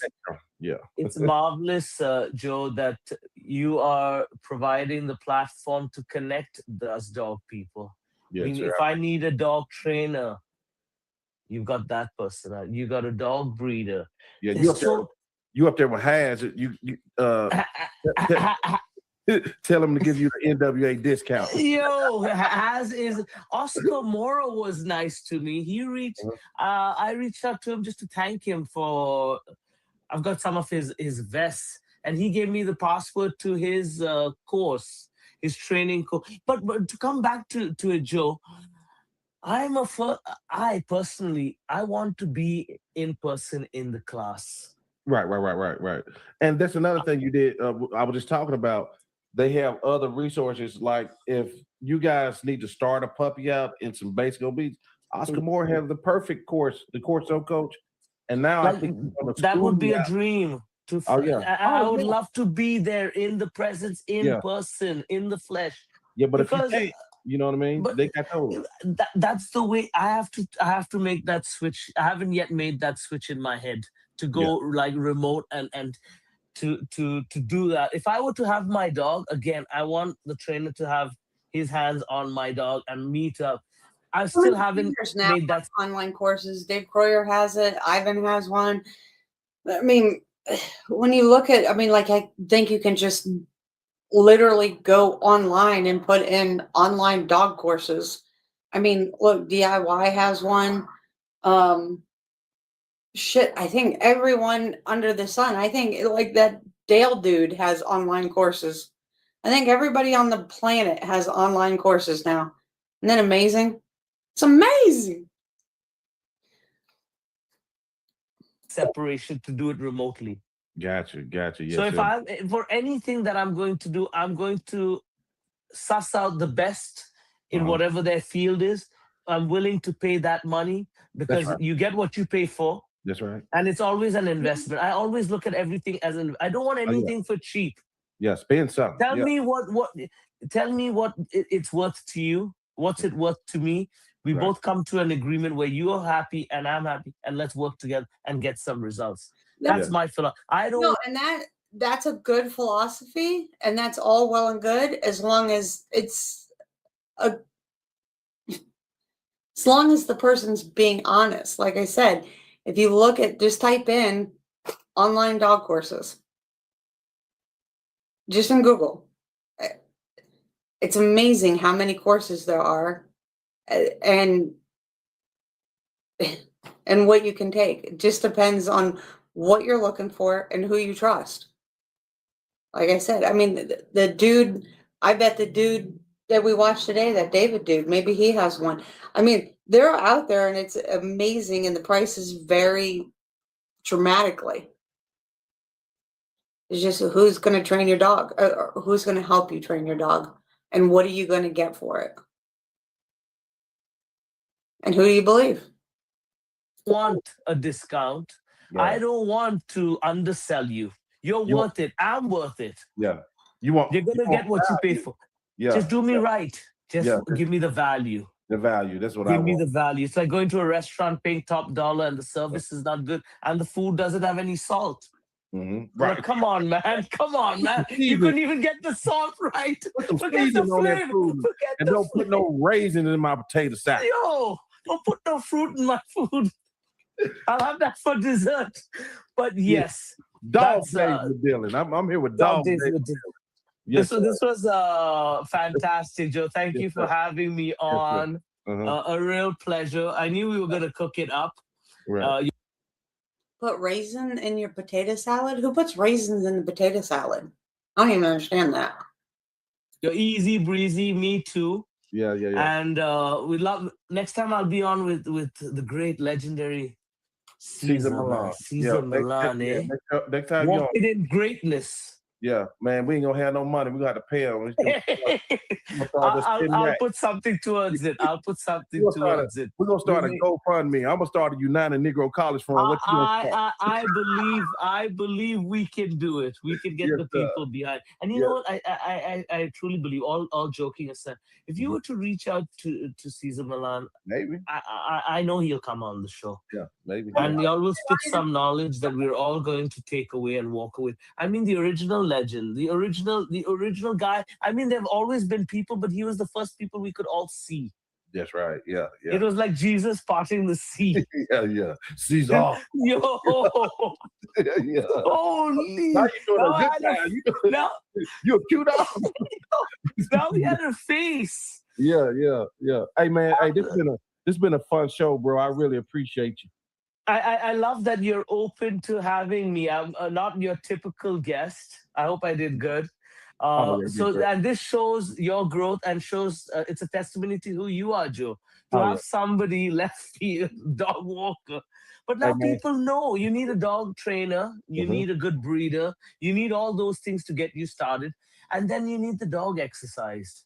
You need the dog to have enrichment, to bring all those things together. You paid all that money for discipline. You paid all that money for obedience. You paid all the money for the genetic makeup of your dog, and your dog doesn't get out. Right. Yeah, you're right. Well, brother, until the next time, I really appreciate you. You guys, if you're in Toronto, look him up if you need his services. If you're watching the show, follow him on Instagram. It's right there, Dog Days with Dylan. Follow me on NWA Connie Corsos everywhere. Dylan, my brother from another mother. Joe, we're just spreading the love, eh? Oh, yeah. We're just spreading that love, man. Yeah. Peace, love, happiness. All right, brother. I appreciate it. A pleasure. We out. We out. Blessings. Step into the ring. Well, that was nice. Yeah.